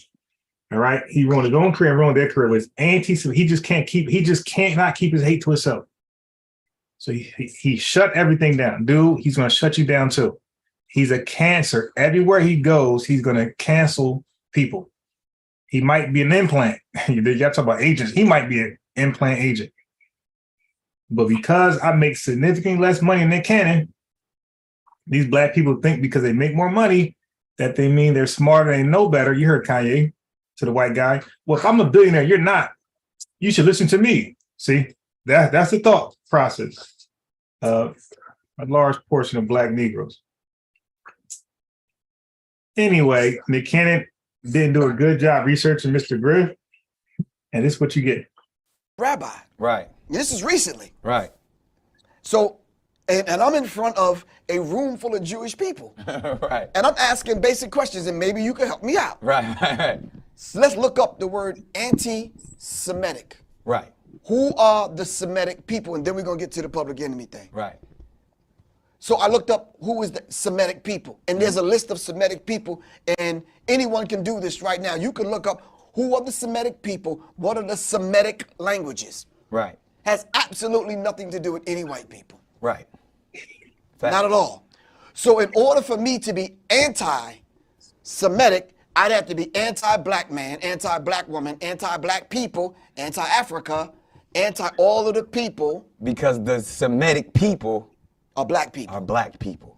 So y'all get that clarity. We're going to say that again. Now, the Semitic people are black people. So I cannot be anti-Semitic. Now, what do they really use the phrase anti-Semitic to do? That's the thing. To divide us. Exactly. Right. So they put this title on you, anti-Semitic, and then they neutralize you, right? Separated me from the group, right? Say he's a Jew hater, he hate white people, he hate gay people, he hate all white people with freckles and red hair, whatever. Right. And they put that on me, which I never said these things. Right. You understand what I'm saying? I just ran down the history given to me by my elders. And anybody could read this for themselves. Right. So it ain't a Professor Griff hating people thing. Right. Now, closer to what happened with the Public Enemy thing, the brother by the name of James Baum, one of the X1Ws in the group, gave me some information because he was in touch with the research department of the Nation of Islam in Boston. Right. Got the information, and we talk about the secret relationship between blacks and Jews in Boston. Right. Got the information, and we talk about the secret relationship between blacks and Jews. Right. Okay, which is pseudo scholarship and anti-Semitic. So he's telling on himself, and he's acting like Nick Cannon doesn't know. So he's acting like this book is based off great scholarship, is peer reviewed, is vetted, and he's sitting there with a straight face. Yo, listen, man, there's no convincing. Listen, there's brothers, NOI brothers that come to DJ Focus Barbershop. There is no talking to them. Hear me clear. There is no talking to them. White people are the devil, and that's the end of discussion. Imagine talking to an extreme white racist. Black people are low-level animals, and that's it. You dig? So people like Mr. Griff, there's no meeting with a Jew. There's no Holocaust, none of that stuff. Meetings. There's no watching Holocaust movies. There's nothing going to convince him otherwise. He's stuck in that thought. It was a manual. It wasn't even a book then. Right. That privilege starts speaking. And right. So now he had to change his tone because now the white Jewish girlfriend is sitting next to him. Right. And she's getting offended by me calling out the Cohens and the Moskowitz and the blacks and the right. And I'm like, okay, but still no hatred involved. I'm just laying the history out. We just it's just history. It's pseudo history. People that who they want to be, that's our birthright. That's our We go to birthright thing. It's our birthright. Okay, so you just heard that from the Hebrew Israelite, GMS, who is no doubt from the One West Doctrine camps. No doubt. 125th in Harlem. No doubt. You just heard that from GMS, the birthright thing. Esau, Jacob. You heard my man explain it to the white boy that Esau and Jacob and Red and Harry, red all over. The birthright. We keep going to the birthright. We believe this One West, Farrakhan was seduced by this One West doctrine. I heard rumors that Dr. Khaled Muhammad used to visit the Hebrew Israelites on the streets. So they picked up, so I'm sure Dr. Khaled picked it up first, shared it with Farrakhan, and Farrakhan approved. Like, yeah, that sounds about right. So there's this birthright doctrine. We keep spewing it. Right. So if that's truly our birthright, there's no hate involved. It's not. How did this message get so misconstrued? When we came back to claim it. Because first of all, you're going off. Dude, it's no way possible you're going to be able to prove that. First of all, it's a story. Esau, Jacob, that's a goddamn story. All right. Let's do that. You're fighting over a story. Fairy tales. Secondly, how the hell you going to prove that beyond a shadow of a doubt that the birthright belongs to you? Like which one are you, Jacob or Esau? Because nobody, if you read the Bible, nobody stole a birthright. Esau, because he was hungry, Jacob said, yo, I got some hot porridge for you. I give you this if you sell me your birthright, your blessing. So Esau being hungry, tired, no energy, said, okay, the hell with it. Esau sold. Where does stole come from? Esau sold his birthright. Jacob didn't steal it. You steal my bicycle when we were 6 years old, and you riding around the hood with my bike. All right, let's go further. That's a dumb analogy because ain't no 12-year-old 6 years later going to be fighting over a bike that's for a 6-year-old. Stop it. You understand what I'm saying? Right. Yet we can't consider ourselves gods. I think there's a misnomer there. And then the theys then turn into the Illuminati. They who's are they? The Rothschilds, the Freemasons, the Bilderberg right. group, the Freemasons. Right. And as a community, I feel, and I've done this myself, I want to blame others for the position that I'm currently in. Right. And that Right, often right, becomes when you say the privileged white girlfriend comes into the room and or the apologists or these people come in and say, why aren't you guys over slavery already? Or why are you always complaining? And why don't you do for yourself or pull yourself up by your own bootstraps? And my people were also communicate with. Right. And I did this over a period of time in different places on the continent because we haven't talked about brothers and sisters in Brazil yet. Right. In the Black African diaspora. This dude went to every Blackology talking point and every conspiracy theory during this interview. Okay. So I didn't get the chance to play the Nick Cannon. Let me play where Nick Cannon was anti-Semitic. Egos get to that point like, you ain't no God, I ain't no God. But ultimately, how now when I go get my bike back, yeah. I'm trying to find it. Rise above, or I don't know if it's the same term as like we got the nigga got to die, but is it that concept of saying, yo, I want a purer black man, or the black man has to understand respect. But I, as someone who came from the projects, somebody who still got cousins dying in shootings, who still be in these prison systems weekly, I'm not gonna put a they on the or say that someone else when I know I'm God. When I know my power. This God talks. That's what I want to put out there. No, they flunkies. Yeah, they pawns on the chess game. They hit it and it turns red. Everybody uses a chess analogy, but don't know anything about chess. That'd be making me. I'm like, dude, how are you And that's when you know people are dumb smart or smart dumb. Like, dude, why are you using a chess analogy when you don't know how the game of chess is played? You have no idea how the pieces move. You have no idea that a pawn can become the strongest piece on the board. A weak pawn. Pawn is the only piece that cannot move backwards. Pawn is the only piece that does not capture the way it moves. It has so many limitations, but it's the only piece that could turn to another piece. It's the only piece that can turn into another piece, and it can turn into the strongest piece on the board. A pawn during the end game is the most dangerous piece out there. A pawn, and let me say this, a passed pawn in the end game is the most dangerous piece on the chessboard. That pawn is going to decide whether you lose or win or draw. True savages, and then they built up such this I don't want to say warrior, but they built up such this conquering barbaric mentality. Okay, so this is when Nick Cannon got canceled. His statement's right now.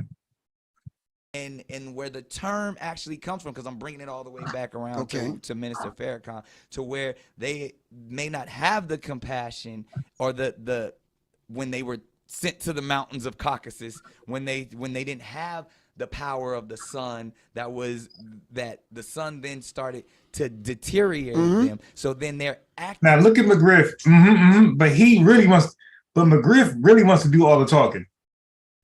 He can't wait to talk again. His pseudo crazy thoughts that got him kicked out of his own group. He sabotaged his own career and the career of Chuck D, Favorite Flay, S1W, everybody.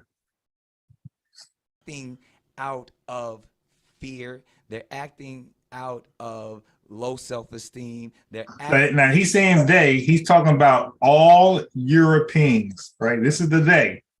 Acting out of a deficiency. So therefore, the only way that they can act is evil. The only way they have to rob.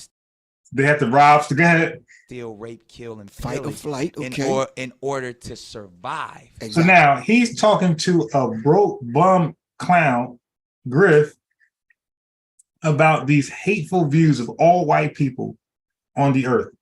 His employer, his co-worker, his producer, all these white people he's talking about. So in other words, he has a lot to lose. But Griff, this dusty Negro, don't have anything to lose. There ain't nobody backing him. He's by himself, hustling, stealing, whatever you gotta do to make ends meet. He's out here ruining now Nick Cannon, sabotaging now Nick Cannon's career. That's for this anti-Semitic remarks. The same anti-Semitic remarks he canceled as he sabotaged his own career and Chuck D and Public Enemy, a great dope hip-hop group who could have lasted longer in hip-hop. Now he's sabotaging Nick Cannon's career with these crazy anti-Semitic remarks and conspiracy theories. People who didn't have what we had, and when I say we, I speak of the melanated people. Okay, so we're the melanated people, the we. The white folks are not melanated. 12, 15. You dig. They had to be savages. He's calling white people savages, but we get mad when white folks call us savages. Again, this is the Nation of Islam rhetoric that we just said, what do white people call us? All right, we're going to call them the same exact thing, just we're going to paint it white and paint it black. That's why I say that black man is God, that white man is devil. That's the worst doctrine, worse than Christianity, worse than Islam. That's the worst doctrine to ever influence black people.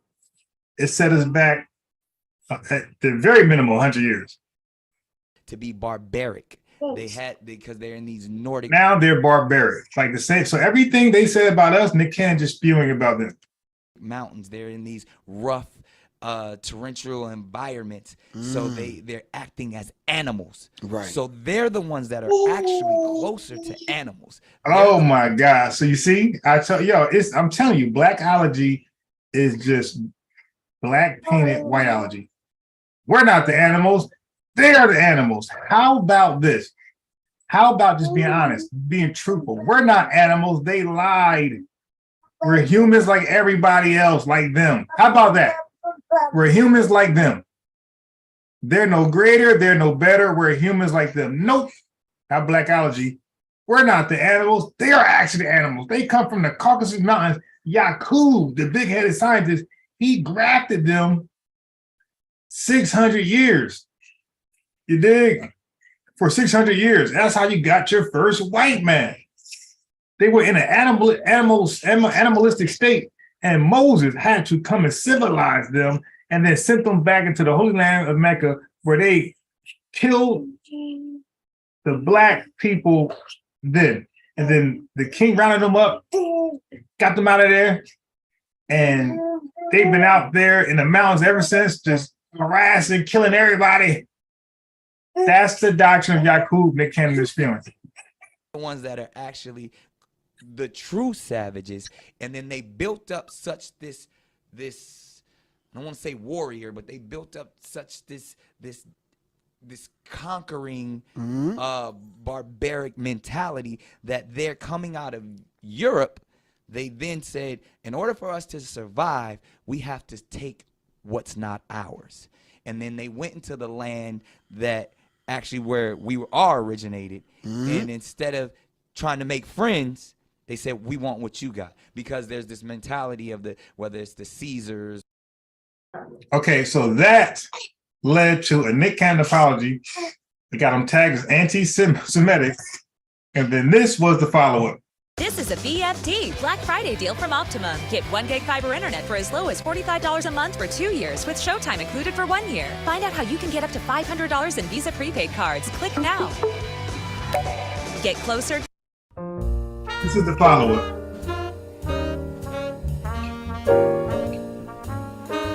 Class is in session once again, and this is a very special and important session of Cannon's class. He doesn't look happy. He don't look as happy as he did earlier. He looks like, yeah, I'm in trouble. I'm honored, I'm privileged to be in the presence of someone recently I've been able to. And guess what? He probably didn't want to wear that outfit. He probably wanted to, it's the turban. He probably wanted to wear like a regular, casual, little suit, whatever. But the Jew said, nah, same energy. Wear what you normally would wear. Put that hoodie and turban on. Hell no. Don't try to change your image and make it like this is fabricated, scripted. No. Put your normal dress code on. You dig? To call a friend, a leader, a confidant, and so much more. Director of Interreligious and Intergroup Relations at American Jewish Committee, AJC. The one and only Rabbi Noam Marins. Rabbi Noam, how you doing? It's my pleasure to be here with you. We are keeping 6 feet distance to be respectful of our pandemic and taking all the health precautions. And I appreciate you coming out of your home, coming out of quarantine to do this. I think that shows the importance of our dialogue and our conversation. You and I actually had a Zoom for the AJC that went viral, that we had an opportunity to touch on many different topics, and now to be here in person with you, as well as you brought some visuals for the show and tell portion of the class, because as we experience the high holidays, we are now in the time of Sukkot, correct? We're between Yom Kippur and Sukkot. You know why I got damn research. My favorite holiday. Right. I mean, as I know I'm the understanding, Yom Kippur, especially for me, the Hebrew approach to repentance and a new year and new beginnings and teshuvah and all of those good things that I've learned as of recently through my process of atonement. But I know nothing about Sukkot, so. Please, can we start there? Can we share about what we're about to see and what is Sukkot? Sukkot is my favorite holiday because it has such beautiful, powerful action symbols that bring the family together and bring the community into one celebratory group. Okay. Sukkot literally means booths or tabernacles. Nice. And it refers to the historical reference that when the Israelites left the land of Egypt and traveled in the desert for 40 years, Right. God Right. housed them in portable sukkot, in portable booths. Okay. Well, I think we can define. Hold on, let me turn my computer up real fast. Okay, let me go back. Zoom got his own volume separate from your computer. Weird. Define the they. Please, let's define it. Define the they. Of the issue at hand. Well, I think we can define the they. Okay, so now we're going to define the they. Thank you. Please, let's define it. We're living in a moment Nick Cannon looks US so uncomfortable.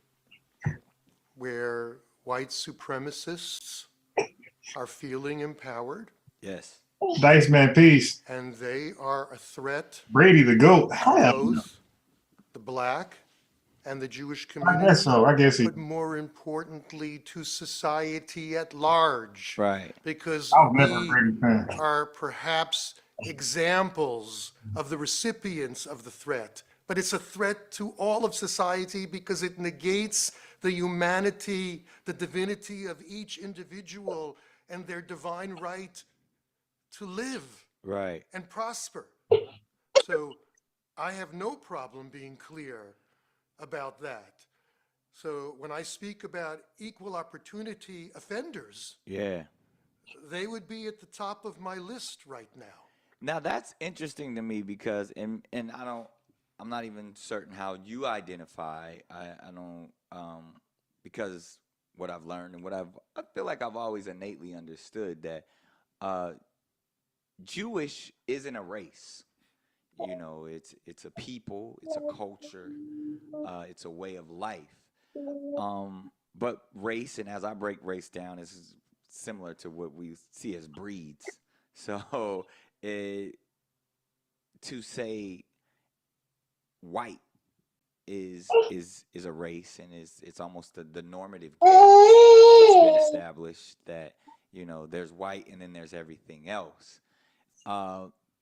What I find interesting is that a lot of people within the Jewish community, and even specifically the Ashkenazi Jewish community, can identify as both.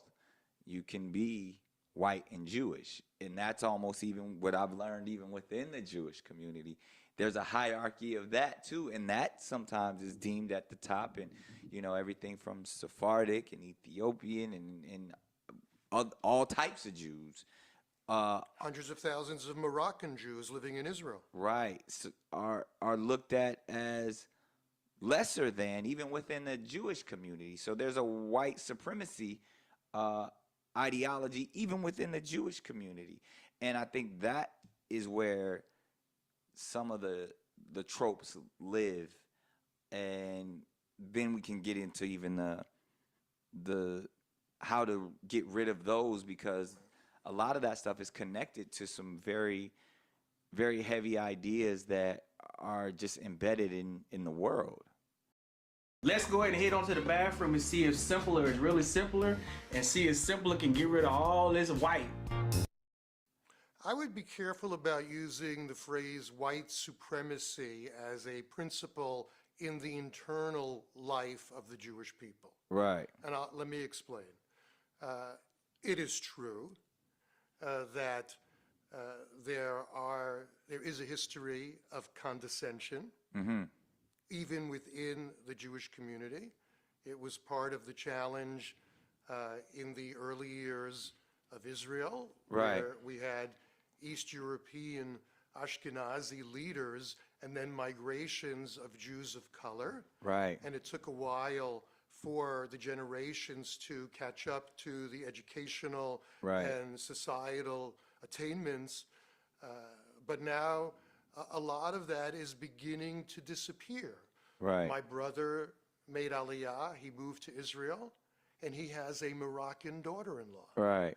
So a lot of the changes that are happening by having experiences one with the other Right. will ultimately be overcome. And that's why I said the Black Hebrew Israelites, the Nation of Islam, and the white supremacist groups, they need to live amongst each other. You'll see them co-mingling, mixed race, dating, all that. White race is pure, and all the black man, you'll see them mixing up, dating each other. Like, who y'all fooling, man? Get the hell out of here. Is it moving as fast as we'd like? Perhaps not, but it is moving in that direction. There are also some issues within the Jewish community that Jews of color are invisible. Right. And we're well aware of this challenge, and it must be addressed. Right. Rabbi Angela Buchdahl, a good friend of AJC, the rabbi of Central Synagogue,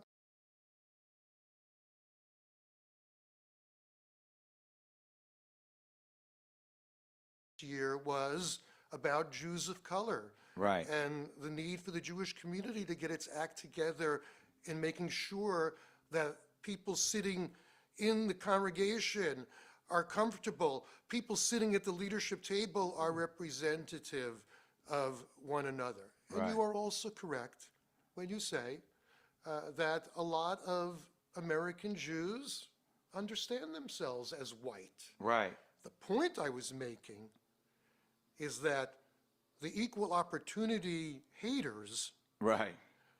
don't allow themselves to believe for a moment that Jews are part of them.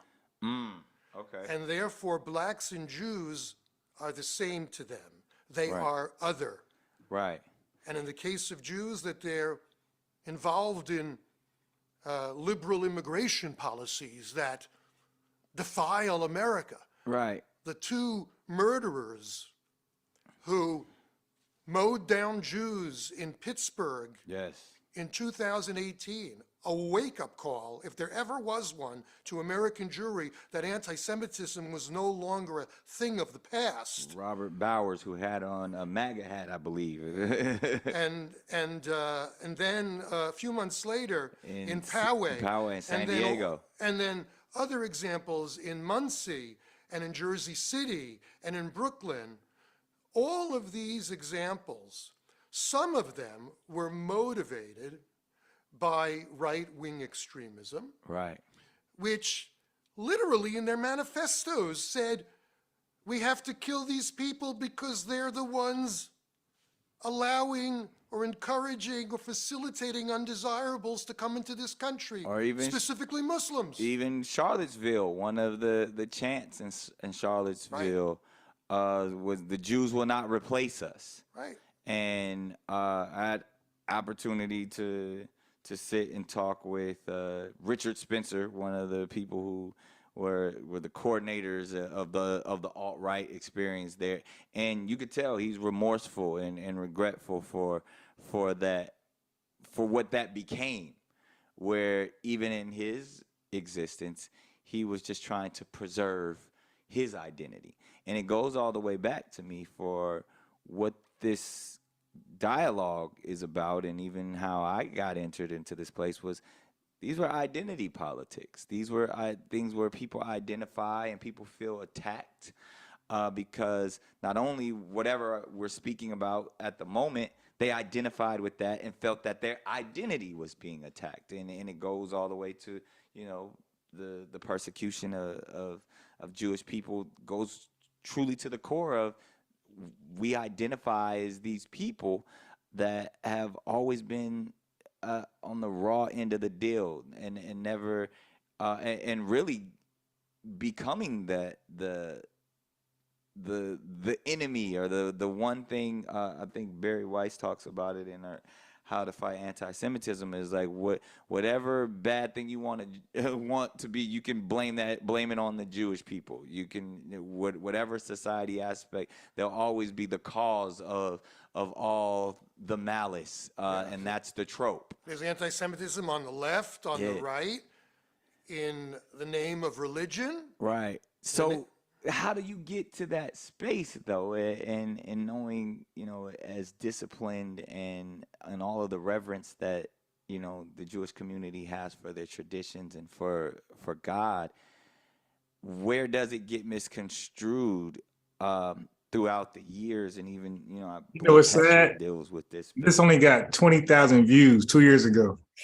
That means like Black folks were not interested at all in learning some Jewish history. We are satisfied with just what comes out of the conscious community about Jewish people.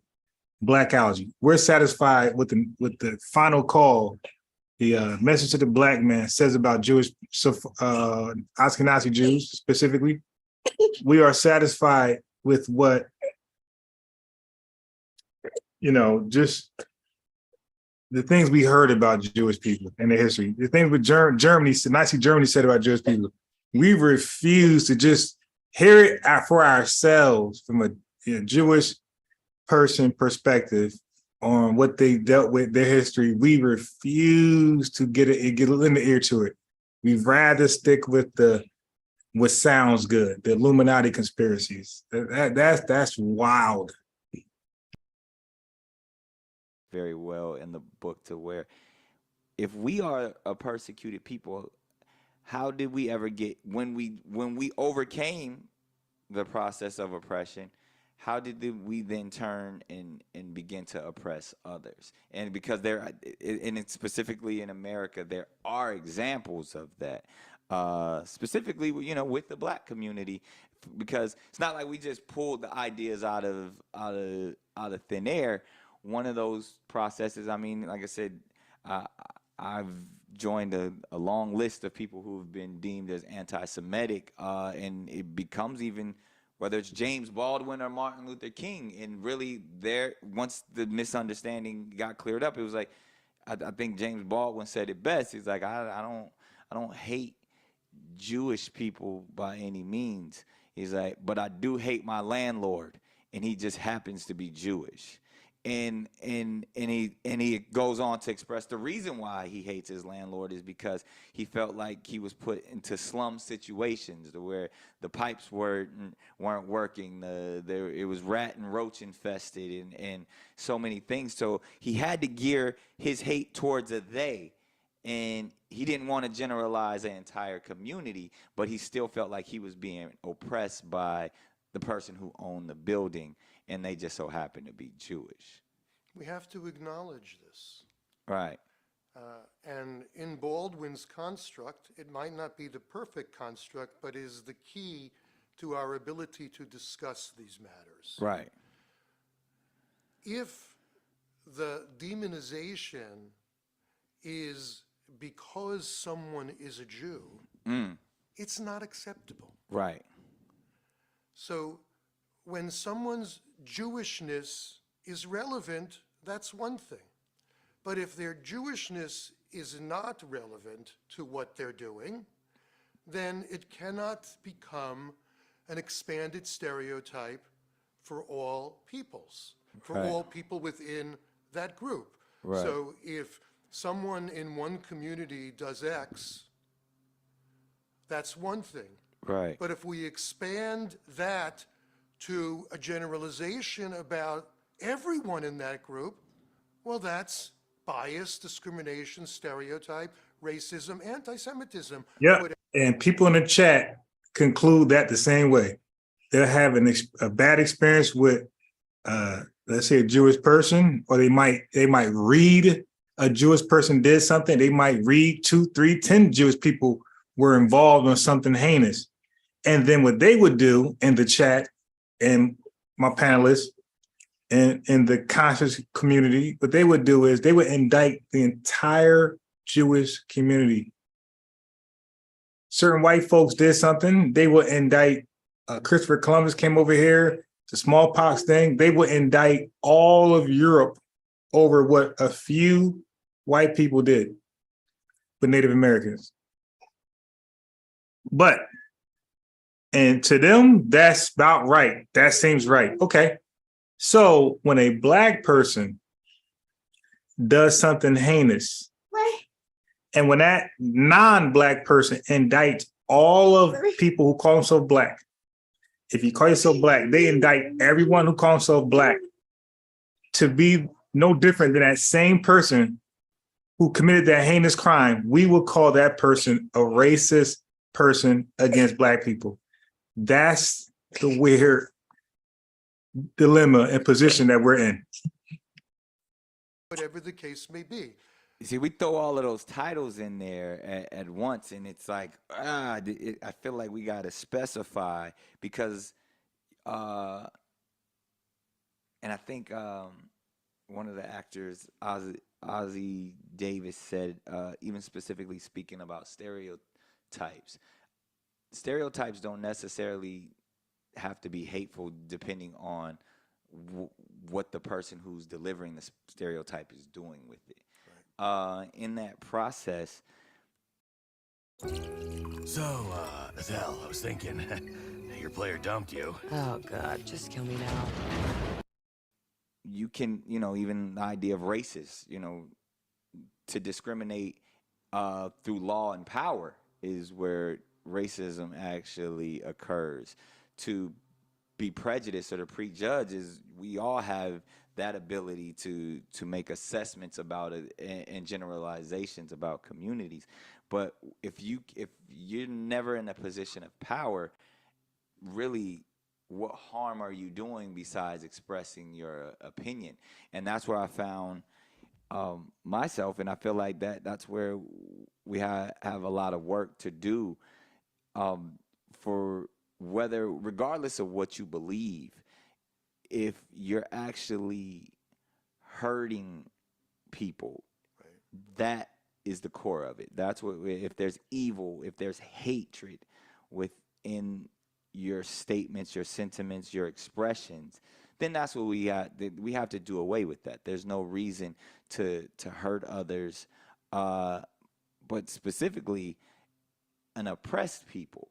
And I find it interesting because then we talk about Heschel and Dr. King's relationship, but early on, even in the 50s, there was certain statements, and Dr. King said it himself. He in a very almost similar to Baldwin's statements, where he said, the meat in my community is more expensive than the meat in Stone Mountain. And when he was saying Stone Mountain, that was the white community in Georgia, but he was saying the butcher that he has to go to, he knows the quality of the meat wasn't as good as the quality, and as the meat in Stone Mountain, and he referenced the butcher in his neighborhood being a Jewish man.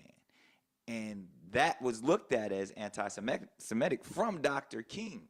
So it's interesting that clearly we know it was a great alliance, it was a great relationship. We talk about, all that was done, but because someone raises a topic of where they feel like they're being disenfranchised or oppressed, that it's instantly saying, well, that person's anti-Semitic or that person's a bigot, when they're just expressing their truth or what they know their truth to be, even if it is a generalization of an entire community, because for whatever reason, we have been taught that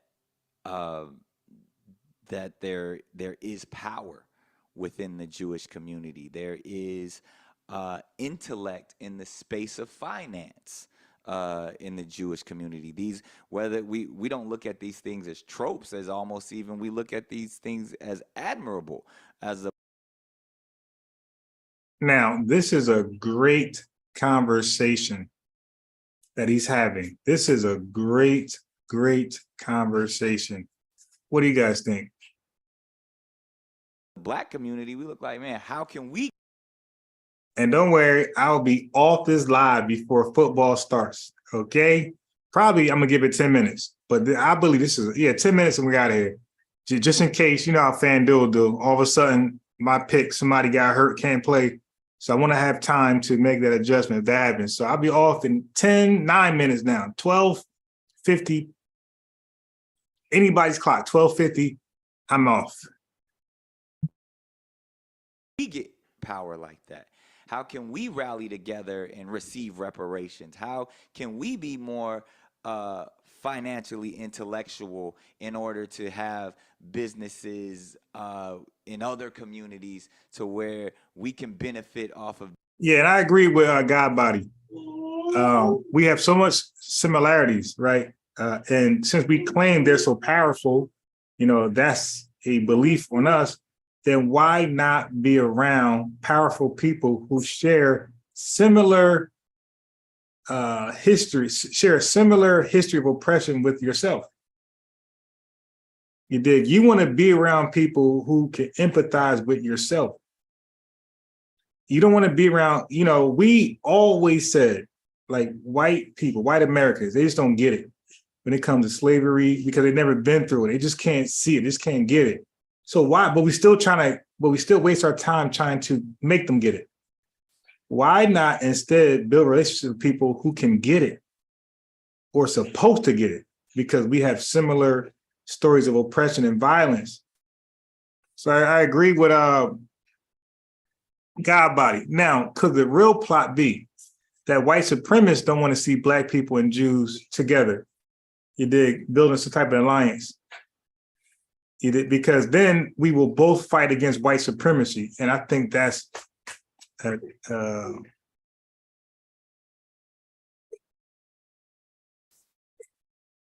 common thought from both groups.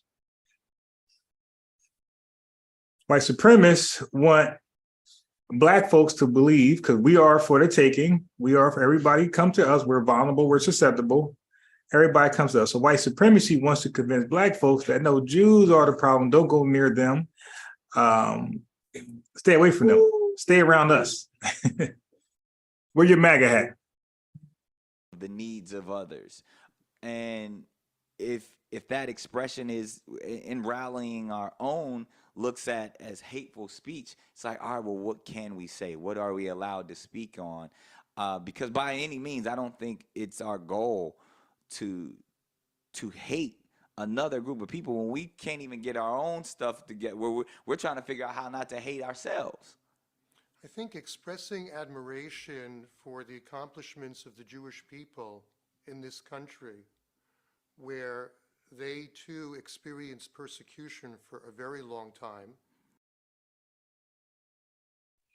Okay, so here's the problem with indigenous God Body, is that he'll just say stuff, throw it out there, hopes it stick.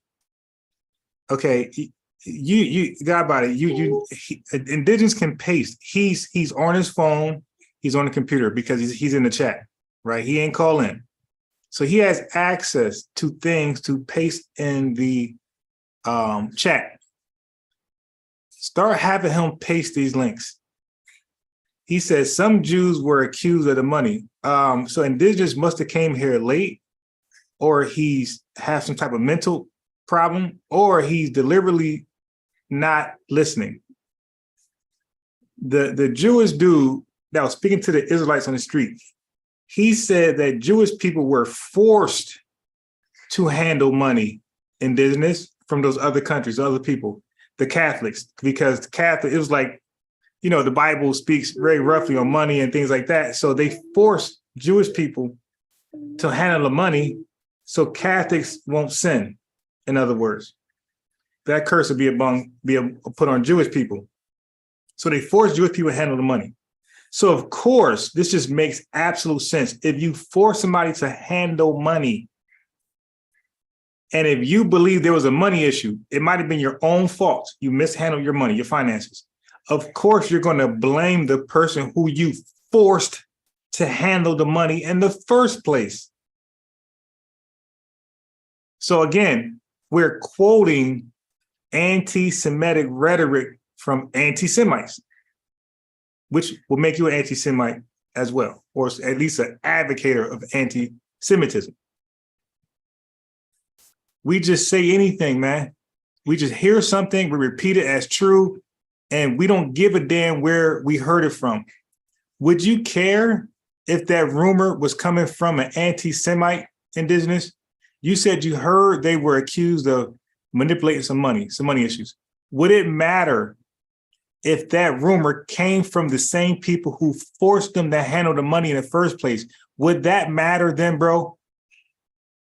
Would you then not repeat that accusation again? You see, It's like talking to 5-year-olds, man, 4-year-olds, 1-year-olds.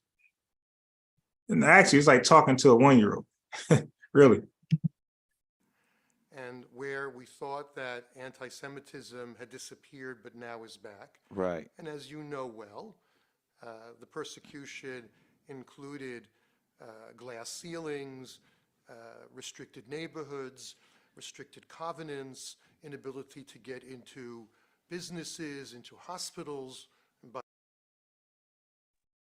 Now, indigenous, again, that's why I call him disingenuous black man. Like, I really think there's something wrong with this dude.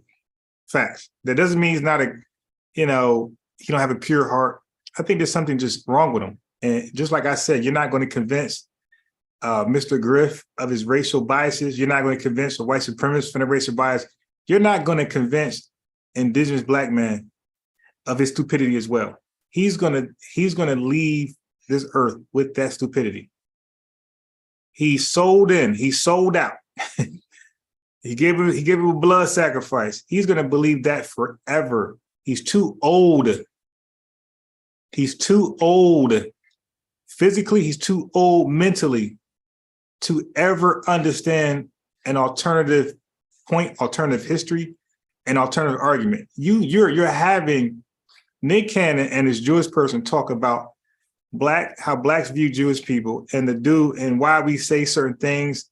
This is an honest discussion they're having. And a Jewish man is responding, letting Nick Cannon know what's acceptable still and what's not. Yeah, I understand the landlord did that, but that's still not right to blame the entire community for what one Jewish landlord have not done in the home that you rent from. You dig? So they're having I like to discuss. It's very honest. But disingenuous black man, he's never won a debate in his life, but a recorded debate. He keeps saying he beat me up. He said he beat Unc up, but he cannot point to one video where he won a debate. And if he wins like that, I'm sure he could point to 2, 3, 4, 5. I could point to about 30 videos myself of me kicking somebody's butt. And shit, 30 has been probably this year. This dude can't point to one, let alone 2, 3, 4, 5 of him actually winning an argument.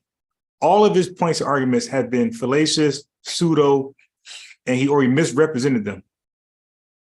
And you guys support him because he's a jester. He's the humorous section of the show.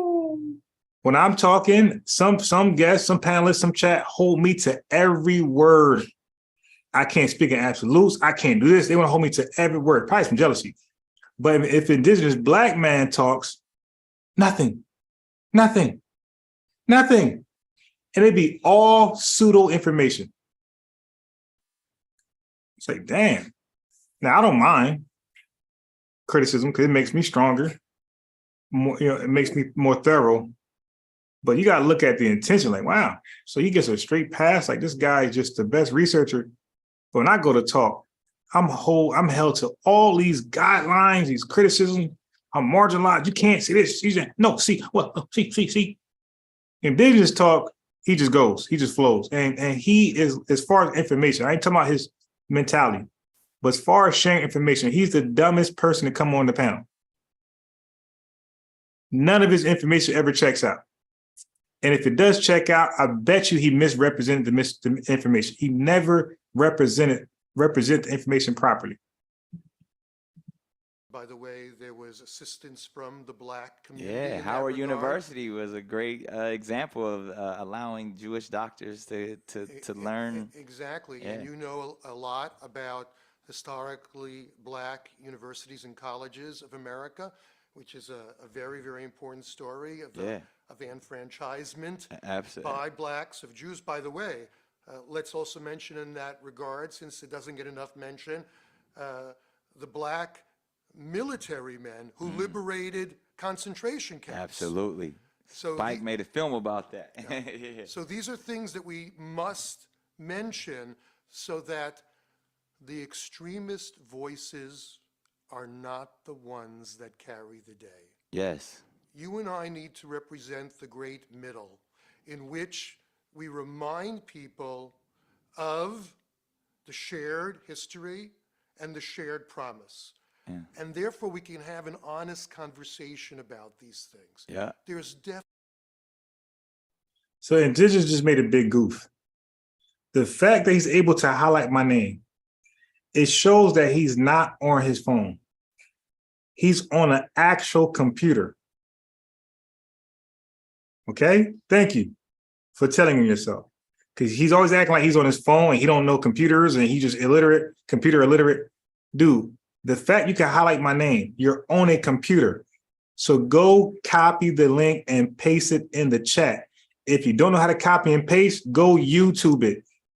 There's a video showing you how to copy and paste. Go copy the link of your source, paste it in the chat. We're tired of you being the retarded online guy. Paste it in the chat. definitely bad water under the bridge. Yeah. We can't We ignore can't get past that. it. We can't ignore that, and we have to talk openly and honestly about it. Right. Where you and I first locked horns, Yeah. and I think you got this very early on, and really was why I wanted to and was willing to engage with you and become your friend, and I saw that you could be the So I'm gonna stop that right there. I'll do a couple seconds of sports. So my FanDuel lineup looks like this. Let me just show you real fast. I can show you. I'm gonna show you my FanDuel lineup.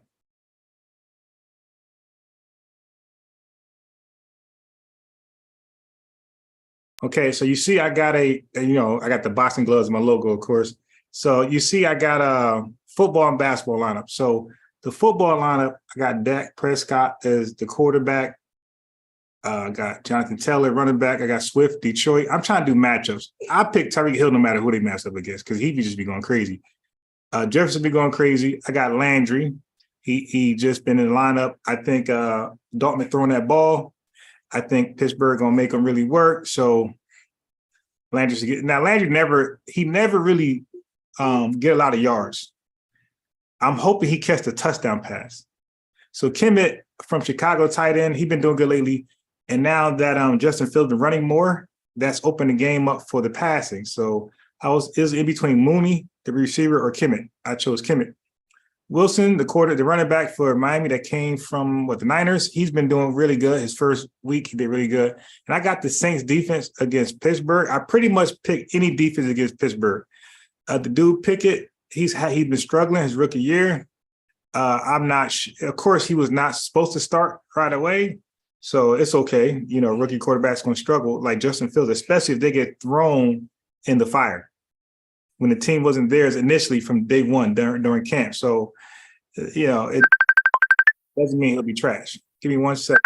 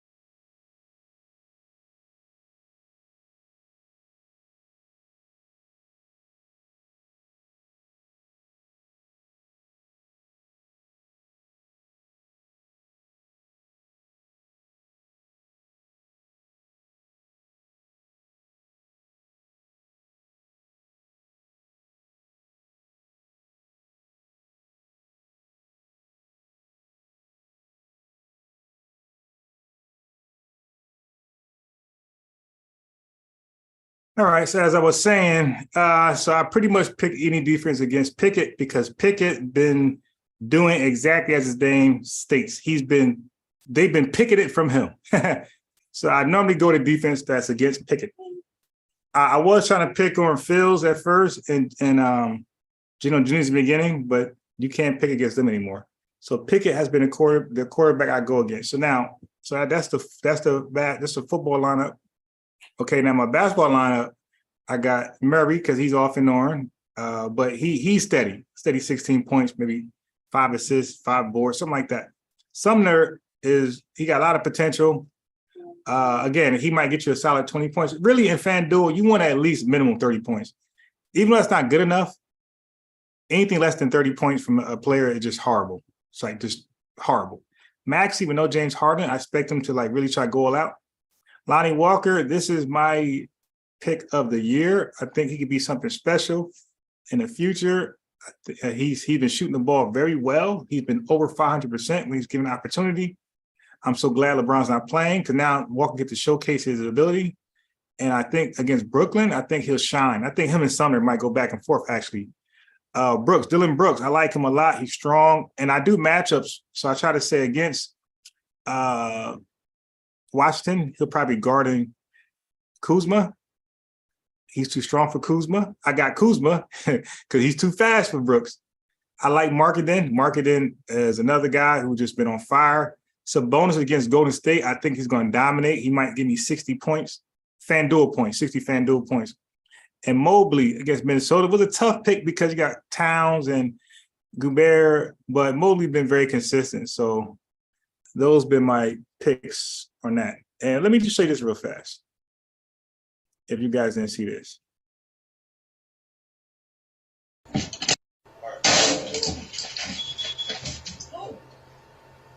He said, "Oop." So she wants to blind with that damn bad.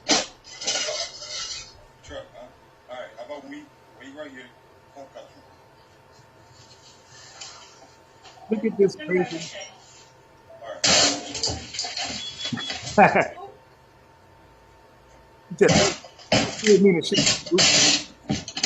All this, that's a different angle. Oop. All this is blind wig. We are crazy. All right, how about we wait right here? And she was stealing.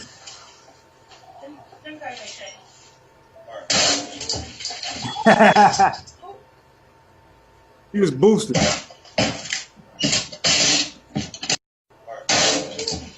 That is sad, man. That is sad. That is sad. That is sad.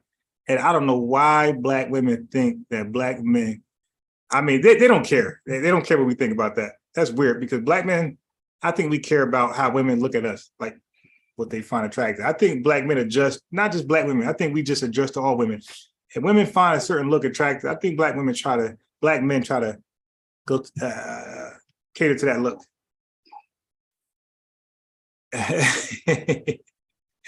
Even the baby laughing. Football in Qatar are going to be hot. Yeah, they don't care. Yeah, so I'm a red zone guy, by the way. I don't watch actual games. They're too boring. Is working hard to get all the facilities ready and on point. In the meantime, a lot of disruption for the residents. LOL. Hadar. I don't know. Yeah, I don't know what that is. But yeah, I couldn't see. Oh my God, hold on. Y'all couldn't see? Let me go back.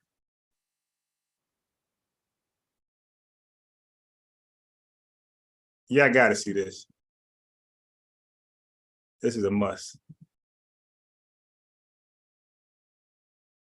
So before I log off, because it is 1 o'clock, look at this.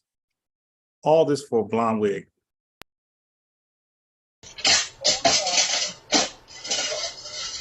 All right, how about we wait right here?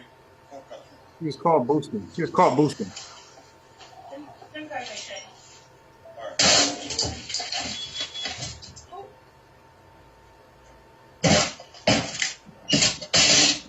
It's a different angle.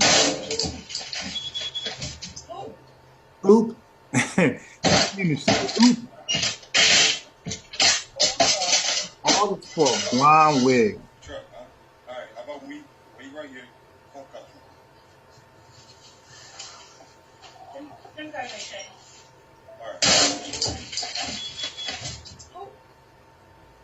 Oop.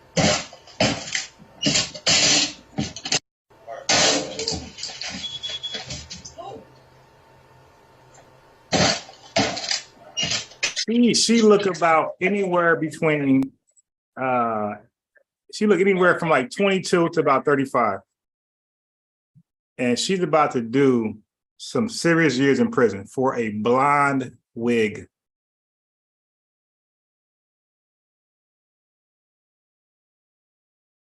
and black men. So this ain't about black women because black men are just as stupid. But yeah, but I'm saying as a people, but people think they're going to save black people. People, black liberation for our people. Shut up.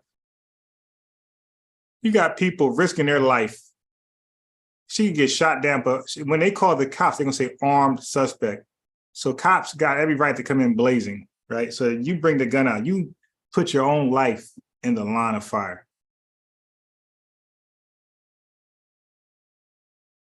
Ah, boy. So anyway, yeah, it's not that serious, but she's going to do years. And she blasted it.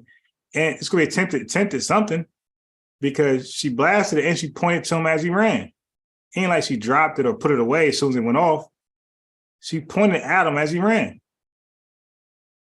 So, man, I wish they stopped wearing blonde. Yeah, the blonde wig thing. Yeah, look, I don't hate it. Okay, if they blonde their hair with some like finger waves, whatever, you dig, that look okay. The Jada Pinkett blonde thing looks okay. But the long blonde, I'm not saying it's always ugly, but all I'm gonna say is very few black women who could pull it off. Very few. Mary J. Blige don't look too bad, but my favorite judge, what's the judge's name with the blonde hair? Oh my God, it looks terrible on her head. Well, she's my second favorite judge. Judge Mathis is my favorite, but she's my second favorite judge, and she got that blonde hair in her head. Terrible. Oh boy, I could just match her edges. Yeah. Yeah, I mean, but it's definitely not worth. And she looked like from her silhouette, she looked okay with the black. It's not worth shooting and robbing a store for a blonde wig. It's not that serious. Anyway, man, thanks for pulling up. I hope we learned something from this whole Ye, Kyrie, Nick Cannon, Young Pharaoh, all this anti-Semitic. So I hope we learned something where we can make a mature remark, comment on this stuff going forward.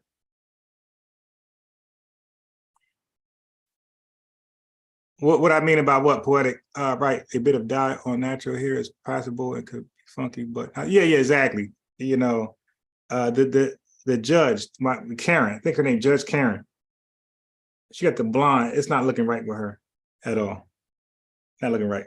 Some people, they can pull it off, but again, like Poetic said, it's usually on their natural hair. Finger waves, some low haircut, Jada Pinkett, it looked okay. But it's not worth prison sentence. You dig? And I don't recall too many black men calling for it, although I'm sure there's some.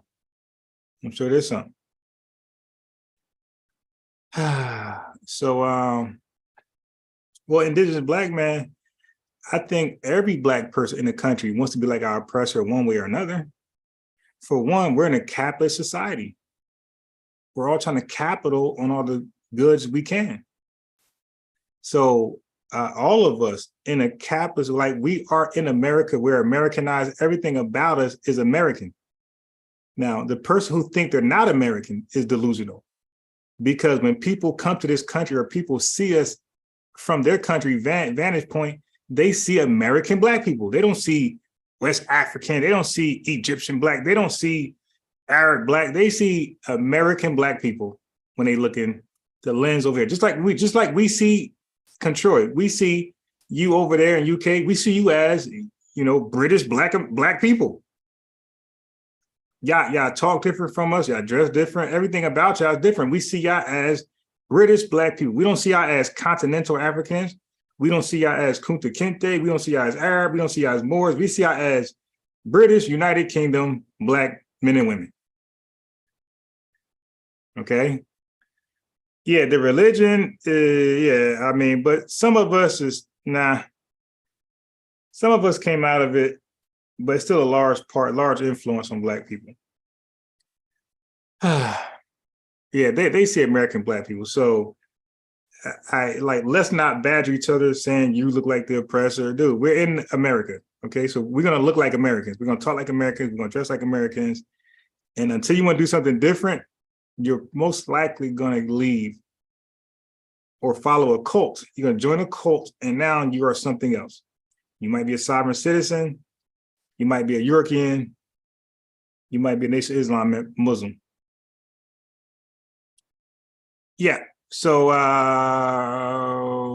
we're out of here, man. We'll argue later. Peace.